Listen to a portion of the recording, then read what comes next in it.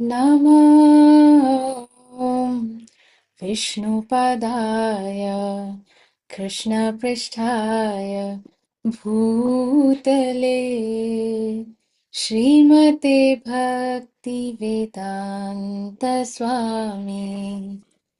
इति नामिने नमस्ते सरस्वती देवे गौरवाणी प्रचारिणे निर्विशेष शून्यवादी पाश्चात्यदेशतारिणे जय श्री कृष्ण चैतन्य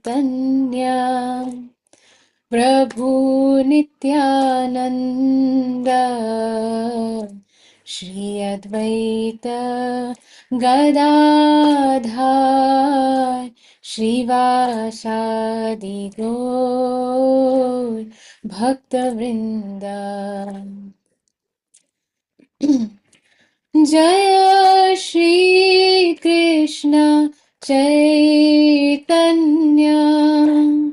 प्रभु नित्यानंद श्री अद्वैत गदाधर श्रीवासादि गौर भक्तवृंद हरे कृष्णा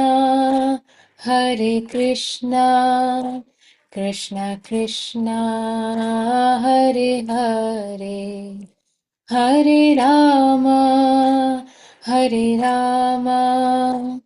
राम राम हरे हरे हरे कृष्णा कृष्णा कृष्णा हरे हरे हरे राम राम राम हरे हरे हरे कृष्णा कृष्णा कृष्णा हरे हरे हरे राम राम राम हरे हरे हरे कृष्णा कृष्णा कृष्णा हरे हरे हरे राम राम राम हरे हरे हरे कृष्णा कृष्ण कृष्ण हरे हरे हरे राम राम हरे हरे हरे कृष्णा कृष्ण कृष्ण हरे हरे हरे राम राम हरे हरे हरे कृष्णा कृष्ण कृष्ण हरे हरे हरे राम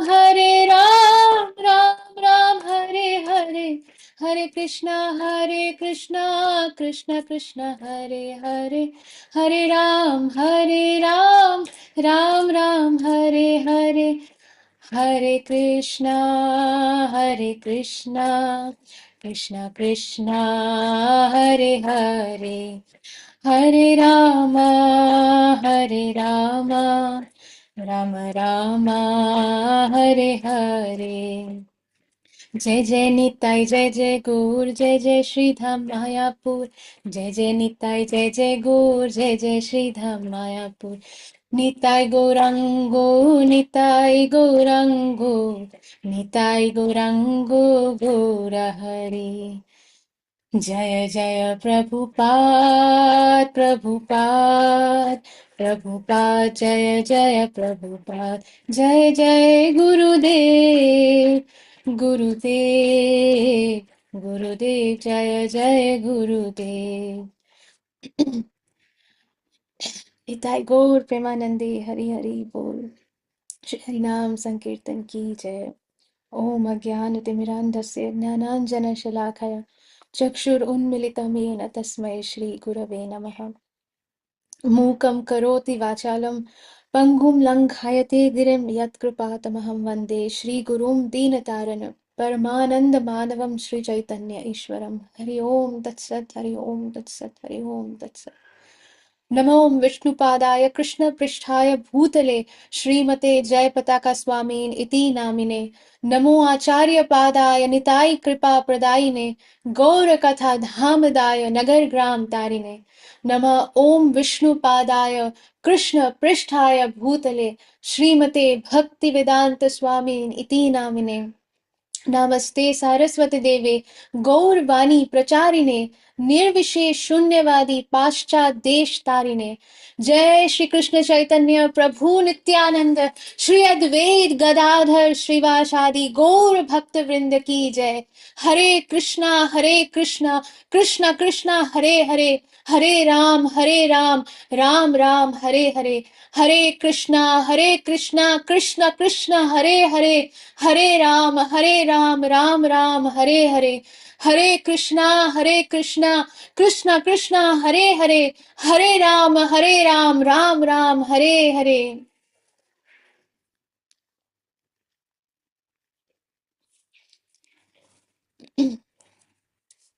আজকে আমার গলাটা একটু বসা আছে, তাই জন্য খুব জোরে কথা বলতে পারছি না বা গাইতে পারছিলাম না, তাই না খুব কষ্ট হচ্ছিল যে এক্সপ্রেস করতে পারছি না আনন্দটা।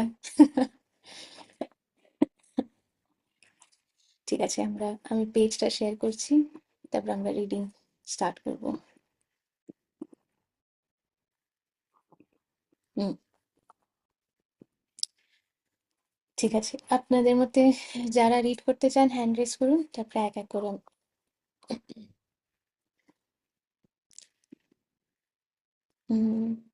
আমাদের লোকমোহন প্রভুকে, আচ্ছা নামটা আমি নেমটা চেঞ্জ করে দিই। আহ,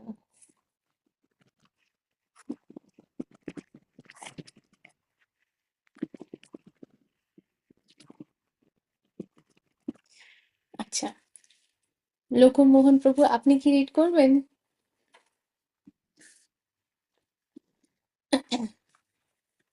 আনমিউট করতে হবে। আমরা লাস্ট উইকে কোথা পর্যন্ত পড়েছিলাম? এক মিনিট প্রভু, আমার মনে হয় ভলিউম শুনতে পারছি না। I think page number 30। হুম, এই যে এখান থেকে, যেমন ইয়ম ইয়ম বাপি সেটিকে স্মরণ। অবিশ্বাস করার কোনো প্রশ্নই উঠতে পারে না, এই পর্যন্ত আমরা পড়েছিলাম। কোথায়? মানে সেটিকে অবিশ্বাস করার কোনো প্রশ্নই উঠতে পারে না, একেবারে সেকেন্ড প্যারার last last line, page number 30 second প্যারার লাস্ট লাইন। না, পেজ নাম্বার আলাদা। প্রভু আপনি এই জায়গাটা থেকেই পড়ুন যেখানে এটা দেওয়া আছে, ইয়ম ইয়ম বাপি স্মরণ ভাবম। হ্যাঁ হ্যাঁ, ওকে ওকে। হ্যাঁ, মৃত্যুর সময়ে কেবল ভগবানের রূপের চিন্তা করে চিন্ময় জগতে প্রবেশ করা যে সম্ভব, তা ভগবদ গীতায় 8/6 ব্যাখ্যা করে বলা হয়েছে। জং জং বাপি সারণং ভাবং তজ্জ তন্তে কলেবরম তং তমে বৈতই ক্রন্তই সদা তদ্বা বিভাবিত। যে যে যেভাবে ভাবিত হয়ে দেহত্যাগ করে, সে নিঃসন্দেহে সেই রকম ভাবযুক্ত দেহ প্রাপ্ত হয়।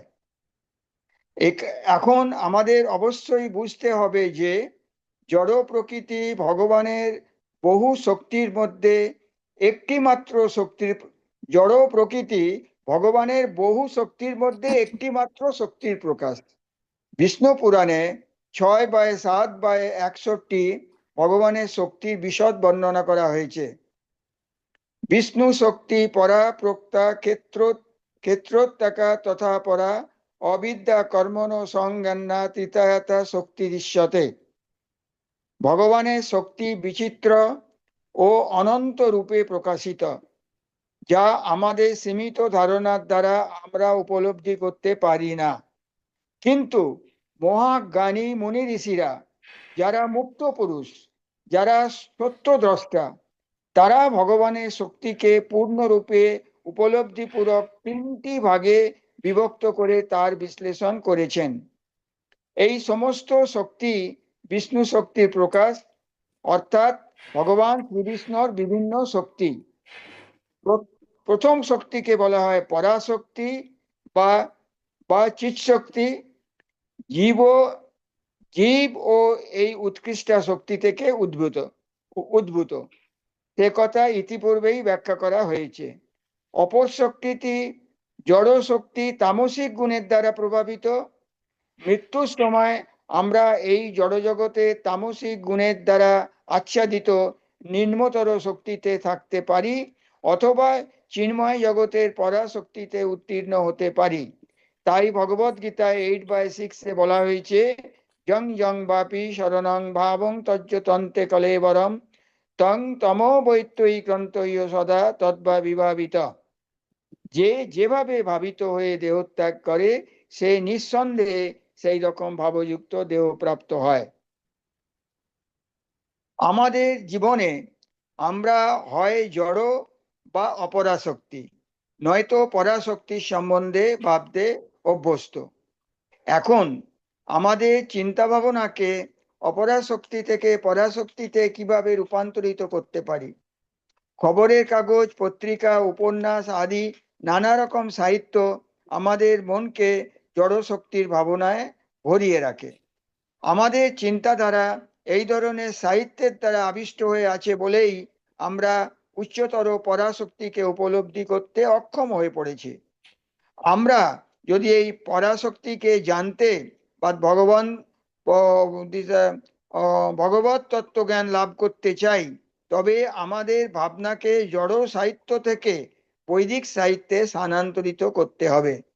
তাই মানুষকে অপ্রাকৃত জগতের সন্ধান দেবার জন্য ভারতের ভারতের মহান মুনি ঋষিরা পুরাণ আদি বৈদিক শাস্ত্রসমূহ প্রণয়ন করেছেন। এই সমস্ত সাহিত্য মানুষের কল্পনা প্রসূত নয়, এগুলি ঐতিহাসিক বিবরণ। শ্রী চৈতন্য চরিতামৃতে মধ্যলীলা 20/122 20/122 বলা হয়েছে, মায়ামুগ্ধ জীবের নাহি শত কৃষ্ণ জ্ঞান, জীবের কৃপায় কইলা কৃষ্ণ বেদ পুরাণ। স্মৃতিভ্রষ্ট জীবেরা ভগবানের সঙ্গে তাদের শাশ্বত সম্পর্কের কথা ভুলে গেছে এবং তাই তারা জড়জাগতিক কার্যকলাপে মগ্ন হয়ে আছে। তাদের চিন্তাধারাকে অপ্রাকৃত স্তরে উন্নয়িত করবার জন্যে শ্রীকৃষ্ণ দ্বৈপায়ন ব্যাস বহু বৈদিক শাস্ত্র প্রদান করেছেন। প্রথমে তিনি বেদকে 4 ভাগে ভাগ করেছেন, তারপর পুরাণে তিনি তাদের ব্যাখ্যা করেছেন এবং অল্প বুদ্ধি সম্পন্ন মানুষদের জন্য তিনি মহাভারত রচনা করেছেন। এই মহাভারতে তিনি ভগবত গীতার বাণী প্রদান করেছেন। তারপর তিনি সমস্ত বৈদিক সাহিত্যের সংক্ষিপ্ত সার বেদান্ত সূত্র প্রণয়ন করেছেন। বেদান্ত সূত্রকে ভবিষ্যৎ মানব সমাজের জন্য সহজবোধ্য করে তিনি তার স্বাভাবিক ভাষ্য শ্রীমৎ ভাগবত রচনা করেছেন। মনোনিবেশ সহকারে এই সমস্ত বৈদিক সাহিত্য অধ্যয়ন করা আমাদের একান্ত কর্তব্য। জড়জগতে আবদ্ধ সাংসারিক লোকেরা যেমন খবরের কাগজ, নানা রকমের পত্রিকা ও আদি জাগতিক সাহিত্য পড়ে থাকে, তেমনি আমাদের মনকে মহামুনি ব্যাসদেব প্রদত্ত এই সমস্ত বৈদিক সাহিত্য পাঠে নিবদ্ধ করতে হবে। তার ফলে আমাদের মৃত্যুর সময় পরমেশ্বর ভগবানকে স্মরণ করা সম্ভব হবে। এটি ভগবানের দ্বারা প্রদত্ত একমাত্র পন্থা এবং তার ফল সম্বন্ধে সুনিশ্চিত করে তিনি বলেছেন, এতে কোনো সন্দেহ নেই। তস্মাৎ সর্বেষু কলেষু মামানুস্বর যুদ্ধ চ মর্যাদি তমন বুদ্ধি মাময়ী বৈশ্বস্য সংশয়। এই অর্জুন, অতএব সর্বক্ষণ আমাকে স্মরণ করে তোমার স্বভাববিহিত যুদ্ধ করা উচিত। তোমার মন ও বুদ্ধি আমাতে অর্পণ করে কার্য সমাধান করলে নিঃসন্দেহ তুমি আমার কাছে ফিরে আসবে। আচ্ছা, আমরা এখানটা একটু পজ করে কুইক একটা ডিসকাশন করে নিই। এখানে এর মধ্যে যদি কারোর কোনো প্রশ্ন থাকে তাহলে আমরা প্রশ্ন আগে নিই, আর না থাকলে পরে জাস্ট আমি একটুখানি ইয়ে করবো। কারোর কোনো প্রশ্ন আছে এতক্ষণ যেটা রিড করা হচ্ছে তার মধ্যে থেকে? ওকে, তো এখানে শিল প্রভুপাদ বোঝাচ্ছেন যে মানে জড়জগতের মধ্যে আমরা বিভিন্ন প্রকারের জিনিসে অ্যাট্রাক্টেড থাকি। অনেকজন হয় যে নিউজ, মানে হয় না যে ওই যে বুলেটিন নিউজ আসে একের পর এক, আজকে আমাদের প্রধানমন্ত্রী এই কার্য করেছে, ঢেরে ঢ্যাং, নেক্সট নিউজ। স্পোর্টসের মধ্যে আমাদের মেসিকে এই করা হয়েছে, ঢেরে ঢ্যাং, নেক্সট নিউজ। তো অনেকজন হয় যারা এইটার মতো অনেক অ্যাট্রাক্টেড। নিউজ পেপার, অনেককে আমি দেখেছি 2 ঘন্টা 4 ঘন্টা বসে নিউজ পেপারে এক একটা লাইন পড়ে, মানে মনে হবে যেন মানে কি না কি এরকম। আর নিউজ পেপারের মধ্যে কোন এমন নিউ নিউ মানে নতুন কি এমন থাকে? প্রত্যেক দিনই তো একই রকম খবর থাকবে, নয় কেউ আম, মানে কোনো একটা লিডার আবার কিছু চোরের মতন কাজ করেছে, অন্য আরেকটা দেশকে জ্বালাচ্ছে, বা দাম বেড়ে গেছে, বা মানে মানে কেউ ওখানে কোনো অ্যাক্সিডেন্ট হয়েছে, ইয়ে হয়েছে। এই নিউজগুলি এরকমই, প্রত্যেকদিন একটা নতুন কারোর সাথে কিছু হচ্ছে ঘটনা, কিন্তু তাও সেই নিউজ পেপারের প্রতি অ্যাটাচমেন্ট। তো এরকম কিন্তু শিল প্রভুপাদ এখানে বলছেন যে শিলা ব্যাসদেব বলেছেন, শিল ব্যাসদেবকে, উনি হচ্ছেন ভগবানের সত্তাবিশ অবতার।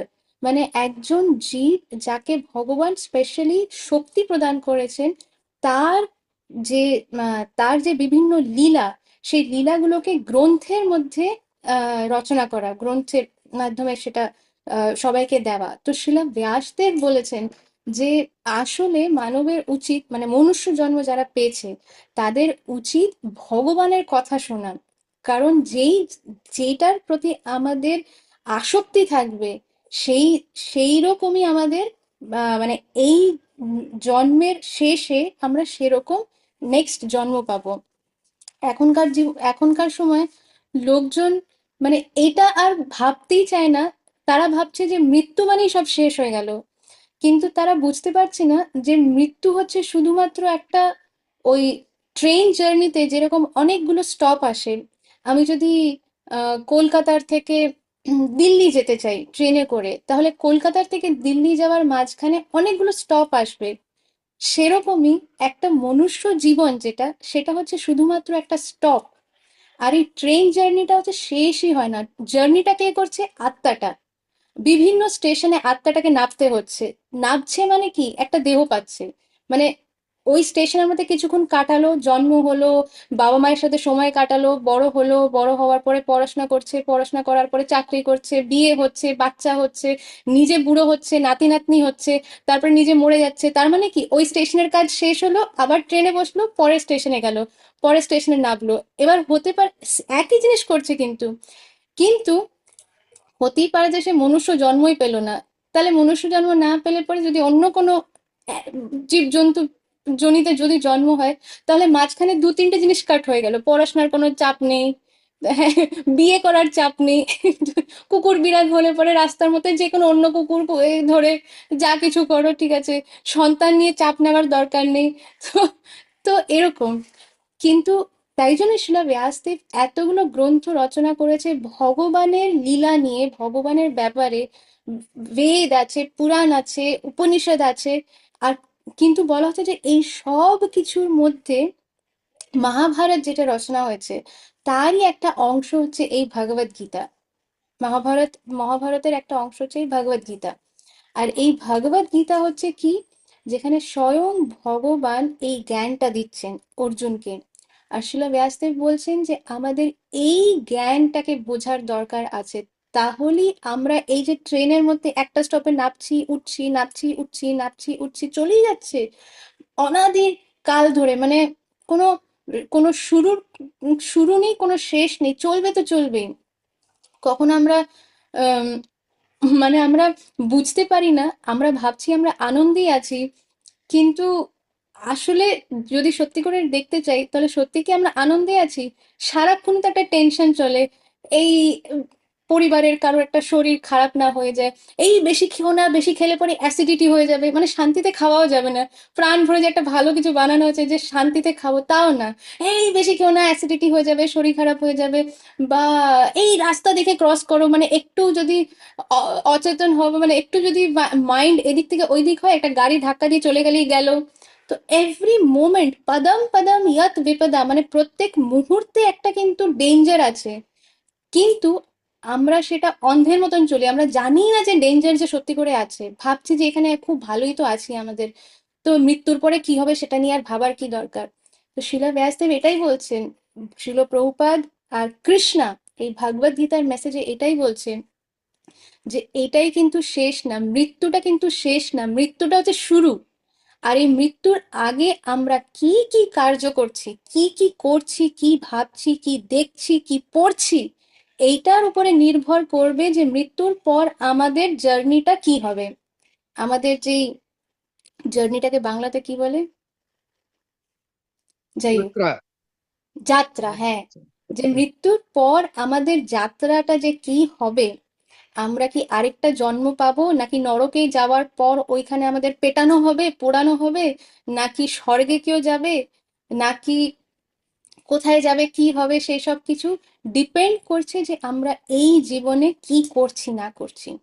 তো সেই জন্য আর কৃষ্ণ এটা বলে দিয়েছে যে ইয়ম ইয়ম বাপি স্মরণ, মানে আহ, যে যেরকম যেরকম একজন নিজের দেহ ত্যাগ করার সময় যেই ভাবনা ভাবনা বা যেই চিন্তাটা তার মাথায় থাকবে, সেই রকমই কিন্তু সে তার যে নেক্সট জন্ম বা তার যে নেক্সট বার্থ যেখানে হবে, সেটা কিন্তু একেবারে সেই হিসেবেই হবে। তো যে লাস্ট মোমেন্টে কৃষ্ণার কথা যদি কেউ ভাবে, তাহলে সে কৃষ্ণার কাছে যাবে। একটা অদ্ভুত ব্যাপার হচ্ছে যে গতকালকে রাতেই আমি একজনের ভিডিও দেখছি, সে আমাদের সম্প্রদায়তে না, মানে ইসকনেরই না, কিন্তু ভক্ত উনি একজন। তো উনি হয়তো 80 বছরের উপরে বয়স বা 90, আমি জানি না, মানে অনেক বয়স্ক একজন। উনি নিজের মৃত্যুর সময়, উনি মৃত্যুর কিছুক্ষণ আগে বলে দিয়েছে যে যে ভগবান আমাকে জানিয়েছে যে উনি ঠিক 8টার সময় আমাকে নিতে আসবেন। তখন ওনার নাতি ভিডিও করছে, পুরোটা ভিডিওতে, আমি চেষ্টা করবো যদি এখানে দেখানো যায়। তো আম, কিন্তু এটা রেকর্ডিং বন্ধ করে, কারণ না হলে প্রবলেম হতে পারে। তো রেকর্ডিংটা বন্ধ করে আমি দেখবো, চেষ্টা করবো যে যদি দেখানো যায়। তো এই যে ডিভোটি অনেক বয়স্ক, উনি বলছেন যে ভগবান বলে দিয়েছে 8টার সময় আমাকে নিতে আসবে। তখন তার নাতি বলছে যে আচ্ছা আচ্ছা, তোমাকে বলেছে, খুব ভালো, তো তাহলে তুমি এখন ভগবানের নাম নাও। এবার কৃষ্ণার তো একটাই নাম না, অনেকগুলোই তো নাম। তো এই যে মানে ওনারা হচ্ছে স্বামী নারায়ণ, মানে কৃষ্ণারই আরেকটা ফর্ম স্বামী নারায়ণ। তো ওনারা হচ্ছেন স্বামী নারায়ণের। তখন ওই যে ভদ্রলোক উনি বলছেন যে না, ওনার নাতি বলছে যে হ্যাঁ, তাহলে তুমি এখন স্বামীনারায়ণ মহারাজের নাম করতে থাকো, খুব ভালো, তো তাহলে ভগবান তোমাকে নিতে আসবে। বলছে হ্যাঁ, উনি আসবেন 8টার সময়। এটাও উনি হয়তো বলেছেন ঠিক 8টা বাজতে হয়তো কয়েক সেকেন্ড আগে। তারপরে উনি বলছেন, চোখ মানে ওনার চোখ বন্ধ, উনি বলছেন যে এই তো ঘন্টা বেজে গেছে, আমি 8টার ঘন্টা শুনতে পারছি, 8টা বাজে এবার। তখন সত্যি করে 8টা বাজে, মানে ভিডিওটা যখন হচ্ছে তখন সত্যি করে 8টা বাজে। তখন এই ভদ্রলোক বলছেন 8টার ঘন্টা বেজে গেছে। আর তখন হঠাৎ করে বলছে যে হা হা হা, ভগবান এসে গেছেন আমাকে নিতে। তখন এনার যে নাতি সে বলছে এসে গেছে, তুমি দেখতে পাচ্ছ, আমাদের দর্শন করাবে। বলছে হ্যাঁ হ্যাঁ, তোরা এখানেই থাক, আমি দর্শন করাবো, কিন্তু তোরা এখান থেকে যাস না, ভগবান এসে গেছে আর একটা একটা এয়ারপ্লেন নিয়ে এসেছে। তখন বলছে, তখন নাতি বলছে তাই নাকি? তখন বলছে হ্যাঁ, আর আমি এখন এই আহ, এই পুষ্পক বিমানে আমি উঠছি এবার, আমি যাচ্ছি এবার ভগবান, আমি এবার আমার চা কি আহ কি যেন তাদের ওই ধামটার নাম হলো অক্ষরধাম, আমি এবার অক্ষরধাম যাচ্ছি আমার স্বামীনারায়ণ মহারাজের সাথে বলে। মানে যেই উনি এই কথাটা বললেন যে আমি এবার এই পুষ্পক বিমানে উঠে গেছি আর আমি অক্ষরধাম যাচ্ছি, উনি দেহ রেখে দিলেন। তো এইটা কতজনে এরকম করে দেহ রাখে, কতজনে বলতে পারবে যে আমি এই সময় দেহ রাখবো, এই সময় ভগবান আমাকে নিতে আসবে? কে গ্যারান্টি দিতে পারে এই কথাটা? মরার সময় তো আমাদের নিজেদেরই হুঁশই থাকবে না। তো এরকম ভক্ত মানে কি লেভেলের ভক্ত হলে, মানে কি লেভেলের ডিভোটি হলে পরে, সিনসিয়ার ডিভোটি হলে পরে তাকে কৃষ্ণা ভগবান স্বয়ং জানিয়ে দিয়েছে এই সময় আমি তোমাকে নিয়ে যাব। আর সে যাওয়ার আগে বলছে যে আমি তো ভগবানের সাথে যাচ্ছি, তোমরা কেউ কেঁদো না, কাদার কিছু হয়নি, তোমরা কেউ কান্নাকাটি করবে না, এটা বলে গেছে। এই ভিডিওটা আমি দেখাবো। তো অনেকজন এটা দেখে ভাবতে পারে এর মধ্যে আবার কি বড় কি ব্যাপার আছে। আমরা জাস্ট যদি ভাবি যে আমাদের ফ্যামিলির মধ্যে আমরা যদি কারুর মৃত্যু দেখে থাকি, নিজেদের ফ্যামিলির মধ্যে বা অন্যদের ফ্যামিলির মধ্যে যদি মৃত্যু দেখে থাকি, তাহলে ভাবা উচিত একজন যখন দেহ রাখছে তখন তার কি অবস্থা, কিরকম ভাবে সে দেহ রাখছে। নর্মালি যেটা হয় যে আমাদের অ্যাক্টিভিটিস এরকম হয়, আমাদের চিন্তা ভাবনা এমন হয়, খাওয়া দাওয়া এমন, যেটা বর্জন করতে বলা হয়েছে, কৃষ্ণ বারণ করছে সেরকমই তো আহার, যেই চিন্তা ভাবনা বারণ করছে, বর্জন করতে বলা হয়েছে সেরকমই চিন্তা ভাবনা, যেই জীবন যাপন বারণ করা হয়েছে সেরকমই জীবন যাপন। মৃত্যুর সময় তারা ভয়েতে কাঁপে, কারণ তারা আহ যমদূতকে দেখতে পারে, অন্যরা দেখতে পারে না। ভক্তরা যেরকম বিষ্ণুদূতকে দেখতে পারে, শ্রীমদ্ ভাগবতমে বলা আছে যে বিষ্ণুদূতকে একেবারে বিষ্ণুর মতন দেখতে, আর তারা পুষ্পক বিমান নিয়ে আসে, যেটা এই ভক্ত বলছে যে আমি পুষ্পক বিমান দেখতে পাচ্ছি, এসে গেছে আমার জন্য। তো ভক্তদের জন্য সেই সেম কৃষ্ণা, মানে গলার মালা নিয়ে আসে যে আসো আমি তোমাকে নিয়ে যাই। কিন্তু যারা কৃষ্ণার ভক্ত হয় না, যারা কৃষ্ণার কথার অনুযায়ী যারা চলে না, তাদের জন্য সেই কৃষ্ণাই ভয়ঙ্কর মৃত্যুরূপে আসে। যেই কারণে তাদের মৃত্যু যখন হয় তখন তাদের চোখ একেবারে কিরকম বড় বড় হয়ে যায়, মুখ কিরকম একটা এরকম খোলা, মুখ থেকে অনেক সময় লাল পড়ছে, ফেনা বেরোচ্ছে, হ্যাঁ, মলমূত্র বেরিয়ে যাচ্ছে তাদের কন্ট্রোলের বাইরে, এরকম ভাবে মৃত্যু হয়। এটাই নর্মালি দেখা যায় যে এরকম ভাবেই কিন্তু সবার, আর শুধু মনুষ্যদের না, জন্তু জানোয়ারদের এইভাবে মৃত্যু হয়। তো মনুষ্য জন্ম পেয়েও যদি এরকম মৃত্যু হয়, তাহলে বোঝা যাচ্ছে যে তাদের কিরকম গতি হচ্ছে। তাদের গতি কিন্তু ভালো হচ্ছে না, তাদের কিন্তু ভয়ঙ্কর জায়গায় যেতে হচ্ছে। তাই জন্য এইখানে কৃষ্ণ বারে বারে এটাই বলছে, এক কথা বারে বারে বলছে। আমাদের মনে হতে পারে যে রোজই তোমরা এই একই কথা শুনছি, কিন্তু এক কথা শোনার পরেও কি আমরা মানতে পারছি, ফলো কি করতে পারছি? যেহেতু করতে পারছি না, সেই কারণে দয়া করে ভগবান একই কথা বারে বারে বলছে আমাদের কানের পাশে, একই জিনিস বলে যাচ্ছে। তো আহ আচ্ছা, এবার কেউ একজন রিড করুক। হ্যালো। হ্যাঁ, রিড করুন প্রভু। যে আমরা যতটুকু পড়লাম আজকে, আমাদের জগৎগুরু শিলা প্রভুপাদ এটাই আমাদের আমাদের স্মরণ করাচ্ছেন যে আমরা জীবনটা ব্যস্ত করে রাখি, news paper, sports magazine and serial, lot of movies and everything, those are all of them are প্রতিকুল টু ভক্তি। এইগুলো দিয়ে আমাদের সময় নষ্ট না করে যদি আমরা আমাদের মুনি ঋষিরা যে সমস্ত উপনিষদ, পুরাণ এবং আমাদের আচার্যরা যে সমস্ত গ্রন্থ লিখে গেছেন, Shrimad Bhagavad Gita, Bhagavatam and so many, this are Purana and Puranic, এই সমস্ততে যদি আমরা আমাদের মনটা যদি ওইগুলোতে কনসেন্ট্রেট করে আমরা চলি, then at the end of the life, that is at the time of death, মৃত্যুর সময় আমাদের কৃষ্ণের কথা স্মরণ হতে পারে। এটাই তিনি আমাদের বোঝাচ্ছেন, তাই তো? হ্যাঁ, একভাবে একদিকে দেখতে গেলে এটাই ঠিক যেটা আপনি বলছেন প্রভু, যে যে হ্যাঁ, ভগবানের কথা, বই, এইগুলো গ্রন্থগুলো পড়া একদম ঠিক কথা। আরেকদিকে যেটা আরো ইম্পর্টেন্ট সেটা হচ্ছে চৈতন্য চরিতামৃততে মহাপ্রভু বলছেন, আহ মানে মহাপ্রভু ওনার লীলায় বলেছেন, যেটা চৈতন্য চরিতামৃততে ইয়ে করা, আহ দেওয়া, সেটা হচ্ছে যে আশ্রয় করিয়াছি আহ কৃষ্ণ, আশ্রয় করিয়া কৃষ্ণ ভজে, কৃষ্ণ তারে নাহি ত্যাজে। বলছে আশ্রয় করিয়া, আশ্রয় করিয়া মানে কি, যে কারুর কাছে সারেন্ডার হয়ে, কারুর শেল্টার নিয়ে।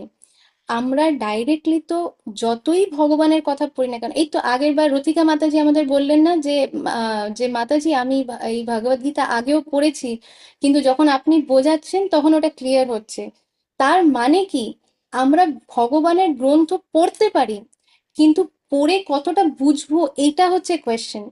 তো যতক্ষণ আমরা কোনো বোনাফাইড, কোনো প্রামাণিক একজন ডিভোটি যে ভক্তিপথ অনুশীলন করছে, যে প্রামাণিক পরম্পরাতে আছে, যে নিজে এই জিনিসটা বুঝতে পেরেছে, হৃদয়ঙ্গম করতে পেরেছে, ভক্ত সঙ্গে যতক্ষণ মানে ভক্ত সঙ্গ মাঝে যতক্ষণ আমরা ভগবত কথা চর্চা করছি না, ততক্ষণ আমাদের ভেতরে কিন্তু কিচ্ছু ঢুকবে না, কোনো মিনিং ঢুকবে না। যতই আমরা ভগবদ গীতা এই ওই সেই হেনা তেনা যতই পড়ি না কেন, কিন্তু যখন আমরা ভক্ত সঙ্গে এসে, যখন আমরা আম, এই এইগুলো যখন চর্চা করব, এইগুলো যখন পড়বো, আর যখন বুঝবো যে কিভাবে এগোতে হবে ভক্তিপথে, শুধু গ্রন্থ পড়লে হবে না, ভক্তিপথে কিভাবে এগোতে হবে। ছোট ছোট একটা ছোট বাচ্চা যখন জন্মের পরই তো সে হাঁটতে পারে না, মানে জন্মের পর তাকে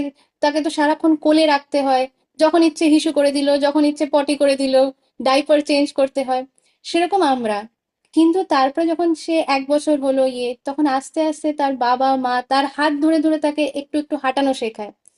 তো ঠিক ওইভাবেই আমাদেরকে একজন মানে ভক্ত যে, তার হাত ধরে আস্তে আস্তে হেঁটে হেঁটে এগোতে হবে। তারপরে একটা সময় আসবে যখন তারা আমাদের হাত ছেড়ে দিল, আমরা হাঁটতে পারছি। কিন্তু এখন আমরা ওই জায়গায় আছি যখন আমাদের কারোর একটা হাত ধরে থাকতে হবে। আর এই ভক্তি পথ এমন যে যদি আমরা ভক্তের হাত ছেড়ে দিই, ভৌতিক জগতের মধ্যে বাচ্চাদের কিন্তু চিরকাল মা বাবার হাত ধরে হাঁটতে হয় না, কিন্তু ভক্তি পথে এটা কম্পালসারি যে শুদ্ধ ভক্তের হাত ছেড়ে দিলে পরে আমরা আবার হাঁটা ভুলে যাব। ভক্তি পথে কিন্তু আমরা, ম্যাটেরিয়াল ওয়ার্ল্ডে হতে পারে যে হ্যাঁ আমরা হাঁটছি করছি, কিন্তু ভক্তি পথে যদি এগোতে হয়, কৃষ্ণার কাছে যদি যেতে হয়, নরকে যদি না যেতে হয়, তাহলে আমাদের একটাই হচ্ছে যে ভক্তের হাত, শুদ্ধ ভক্তের হাত যেন আমরা না ছাড়ি। যার যার কাছে কোনো ভক্ত সঙ্গ নেই তার থেকে দুর্ভাগা কেউ নেই। যার কাছে ভক্ত সঙ্গ আছে, আর অন্য কোনো জিনিস না থাকুক, তার থেকে ভাগ্যবান বা ভাগ্যবতী কেউ নেই। তার থেকে সব থেকে বড় সম্পদ আছে। আর আরেকজন হতে পারে যে তার কাছে সব আছে কিন্তু ভক্ত সঙ্গ নেই, সে সব থেকে বড় দুর্ভাগা। কারণ এই জন্মের মধ্যে সে যাই করুক না কেন, তারপর নরক যেতে হবে, আর নরকের থেকে তাকে সেই আবার কেঁচো পোকা, ওই 84 লাখ যেই যোনি, সেগুলো আবার পুরোটা কমপ্লিট করে তারপরে কোনো একটা সময় গিয়ে কোটি কোটি জন্ম পরে গিয়ে একটা মনুষ্য জন্ম পাবে। তো এই জন্য এইটা হচ্ছে যে হুম, ডেফিনেটলি মানে প্রভু যেটা বললেন ওটা হচ্ছে সামারাইজ করে বললেন, কিন্তু তার মধ্যেও আরো ইম্পর্ট্যান্ট হচ্ছে যে আমাদেরকে ভক্তের আশ্রয় নিয়ে ভক্ত সঙ্গ করে এগুলো বুঝতে হবে। তাদের থেকে একজন ভক্তকে, ভক্ত মানে হচ্ছে যে ভগবানকে ভালোবাসতে শিখে গেছে, যে ভগবানকে কিভাবে আনন্দ দিতে হয় সেটা জানে, আর ভগবানের কৃপা লাভ করেছে, এই হচ্ছে ভক্তের এরকম। এরকম একজন হচ্ছে ভক্ত যে মানে ভগবানকে ভালোবাসতে জানে। আর সে মানে সে যদি কিছু প্রার্থনা করে, আচ্ছা, শিল ভক্তি বিনোদ ঠাকুর একটা খুব সুন্দর ভজন আছে, তার মধ্যে একটা ভার্স আছে, দৈন আত্মনিবেদন বক্তৃত্বে বরণ অবশ্য রক্ষিবে কৃষ্ণ বিশ্বাস পালন। তারপর ভক্তি প্রতিকূল মাত্র কার্যের স্বীকার, ভক্তি প্রতিকূল ভাব বর্জন অঙ্গীকার, সরঙ্গ শরণাগতি হইবে যাহার, তাহার প্রার্থনা শোনে শ্রীনন্দ কুমার। শ্রীনন্দ কুমারকে, নন্দ মহারাজের ছেলেকে, কৃষ্ণা, কৃষ্ণাই হচ্ছে স্বয়ং ভগবান। আর বাকি সব হচ্ছে কৃষ্ণের ভৃত্য, মানে কৃষ্ণার সার্ভেন্ট। যতই দেব দেবী যতজন আছে তারা কিন্তু কৃষ্ণার সার্ভেন্ট। কৃষ্ণাই কিন্তু স্বয়ং ভগবান, নন্দ বাবার ছেলে। শ্রী নন্দ কুমার কার প্রার্থনা শুনবে? যার এই ছটি অঙ্গের শরণাগতি আছে। তো প্রথমটা কি? দৈন্য, মানে হচ্ছে হিউমিলিটি। মানে কিরকম হিউমিলিটি? আজকালকার দিনে মানে যারা খুব বড় বড় মানে ফেমাস যারা লোকজন, তাদের ইন্টারভিউ যখন নেওয়া হয় তখন তারা অনেক দৈন্য ভাব দেখায় যে ও actually I am it is not, আমি করিনি এটা। এটা আসলে তো আমার মানে এই যে তোমরা সবাই তোমাদের সবার ভালোবাসার জন্য এই, এটা হচ্ছে নকল হিউমিলিটি। এটা হচ্ছে সব মানে শো করার জন্য যত নাটকেরই, মানে তাদের এই নাটকের জন্য আরেকটা অ্যাওয়ার্ড দেওয়া উচিত, এই দৈন্য ভাব দেখানোর জন্য। এইরকম দৈন্য ভাব না। সত্যি করে দৈন্য ভাব মানে কি, এটা বোঝা যে আমি হচ্ছে একটা জিরো, আমি কিছুই করতে পারবো না যদি কৃষ্ণা আমাকে সেই যোগ্যতা না প্রদান করেন। আজকে যে আমি একটা বাড়িতে বসে আছি, এই বাড়িটা কৃষ্ণা দিয়েছে বলে আমি বসে আছি। আজকে যে আমি কোনো একটা মানে এরকম জামা, প্রপার একটা জামা কাপড় পরে আছি, ভালো শাড়ি পরে আছি, সেটা কেন? কৃষ্ণা দিয়েছে বলে, কৃষ্ণা প্রদান করেছে। এবার আমরা ভাবতে পারি যে ও মা, চাকরিটা তো আমার আমার হাজবেন্ড করছে, চাকরিটা তো আমি করছি, কৃষ্ণা কি দিল? সেই চাকরিটা কে দিয়েছে? ওমা, আমার হাজবেন্ড বা আমি এত পড়াশোনা করেছি, এত ইয়ে করেছি, তারপর চাকরি করছি। বুদ্ধিটা কে দিল? ব্রেনটা কে দিয়েছে? মূর্খ যদি হতে তুমি, তাহলে কি করতে পারতে চাকরি? তো কে দিয়েছে এটা? প্রত্যেকটা জিনিস খেতে পারছি, দুবেলা তিনবেলা চারবেলা যতবার, কখনো অন্য কিছু সিঙ্গারা খেতে মন হচ্ছে, কিনে খেলাম। কে দিচ্ছে এই এবিলিটি গুলো? কৃষ্ণা। তাই জন্য একজন যে বোঝে যে প্রত্যেকটা জিনিস কৃষ্ণাই আমাকে দিচ্ছে, কৃষ্ণাই প্রদান করছে, কৃষ্ণাই কর্তা, সে হচ্ছে আসল দৈন্য। তো দৈন্য, সেকেন্ড হচ্ছে দৈন্য আত্মনিবেদন, যে নিজেকে সারেন্ডার করে যায় যে কৃষ্ণা আমার কিছু না, আমি তোমার, আমার এই শরীরটাও তোমার, মানস দেহ গেহ যো কিছু মোর অর্পিলু তুয়া পর দে নন্দ কিশোর। এটাও একটা খুব সুন্দর ভজন। মানস দেহ গেহ যো কিছু মোর অর্পিলু তুয়া পদে নন্দ কিশোর। মানে আমার কাছে যা কিছু আছে, এই শরীর মন, আমার মানসিকতা, আমার যা কিছু, আমার পরিবার, সব কিছু কৃষ্ণ আমি তোমার চরণে অর্পণ করলাম। এবার তুমি যেইভাবে চাও সেইভাবে আমাদেরকে পরিচালনা করো, যেইভাবে তুমি চাও। তুমি যদি আমার থেকে কিছু কেড়ে নিতে চাও নিয়ে নাও, তুমি যদি আমাকে কিছু দিতে চাও দাও, কিন্তু তুমি আমাকে ছেড়ো না, আমি তোমাকেই চাই। এটা হচ্ছে আত্মনিবেদন। দৈন্য আত্মনিবেদন গোপ্তৃত্বে বরণ। গোপ্তৃত্বে বরণ মানে হচ্ছে যে কৃষ্ণার থেকে, কৃষ্ণাই হচ্ছে আমার আলটিমেট মাস্টার, আর কেউ না। আমি কৃষ্ণার কথার বাইরে যদি আমাকে, আমার কৃষ্ণার যে কথা, কৃষ্ণার যে ইনস্ট্রাকশন, তার বাইরে যদি আমার মানে যে কেউ এসে আমাকে বলুক যে তুমি এইটা করো, কিন্তু সেটা হচ্ছে কৃষ্ণার ইনস্ট্রাকশনের অপোজিট, আমি মানতে রাজি না। কারণ কৃষ্ণাই হচ্ছে আমার মাস্টার, কৃষ্ণাই কর্তা। আর যদি কৃষ্ণার কথার বিপরীত কথা কেউ আমাকে করতে বলে, তার মানে আমাদের বুঝতে হবে যে এ কিন্তু আমাদের ওয়েল উইশার না, এ কিন্তু আমাদের ক্ষতি করতে চায়। সে বুঝুক না বুঝুক, কিন্তু আসলে কিন্তু সে ক্ষতি করতে চায়। কারণ কৃষ্ণাই কিন্তু আমাদের একমাত্র কি বলে শুভচিন্তক, well wisher, only well wisher Krishna. তাছাড়া কেউ নেই এই জগতে, নো ওয়ান। ইভেন বাবা মাও না, ছেলে মেয়েও না, কেউ না, কেউ হতেই পারে না কৃষ্ণার থেকে ওয়েল উইশার বেশি। তো এই দৈন্য আত্ম আত্মনিবেদন গোপ্তৃত্বে বরণ, তারপর অবশ্য রক্ষিবে কৃষ্ণা। যাই হোক না কেন, কৃষ্ণার কাছে আমি যখন শরণাগতি হয়েছি, যখন কৃষ্ণার শেল্টার যখন নিয়েছি, কৃষ্ণাই আমাকে রক্ষা করবে, কৃষ্ণা রক্ষা করছে, কৃষ্ণা রক্ষা করবে, এই বিশ্বাস। অবশ্য রক্ষিবে কৃষ্ণ বিশ্বাস পালন। এই বিশ্বাস পালন করা যে যাই হোক না কেন কৃষ্ণ আমাকে রক্ষা করবে। আমি অন্য এর কথা মানছি না, কৃষ্ণ আমাকে রক্ষা করবে। কারণ এই কৃষ্ণার বিপরীত কথা বলছে, এই আমাকে এমন কাজ করতে বলছে যেটা কৃষ্ণ বারণ করছে, তাই আমি এর কথা মানবো না। আর সেটার জন্য যা কিছু দরকার কৃষ্ণ আমাকে রক্ষা করবে, এইরকম বিশ্বাস থাকা কৃষ্ণার উপরে। তারপরে উম দৈন্য আত্মনিবেদন গোপ্তৃত্বে বরণ অবশ্য রক্ষিবে কৃষ্ণা বিশ্বাস পালন। তারপরে নেক্সট লাইনটা কি বললাম? হ্যাঁ, ভক্তি, ভক্তি।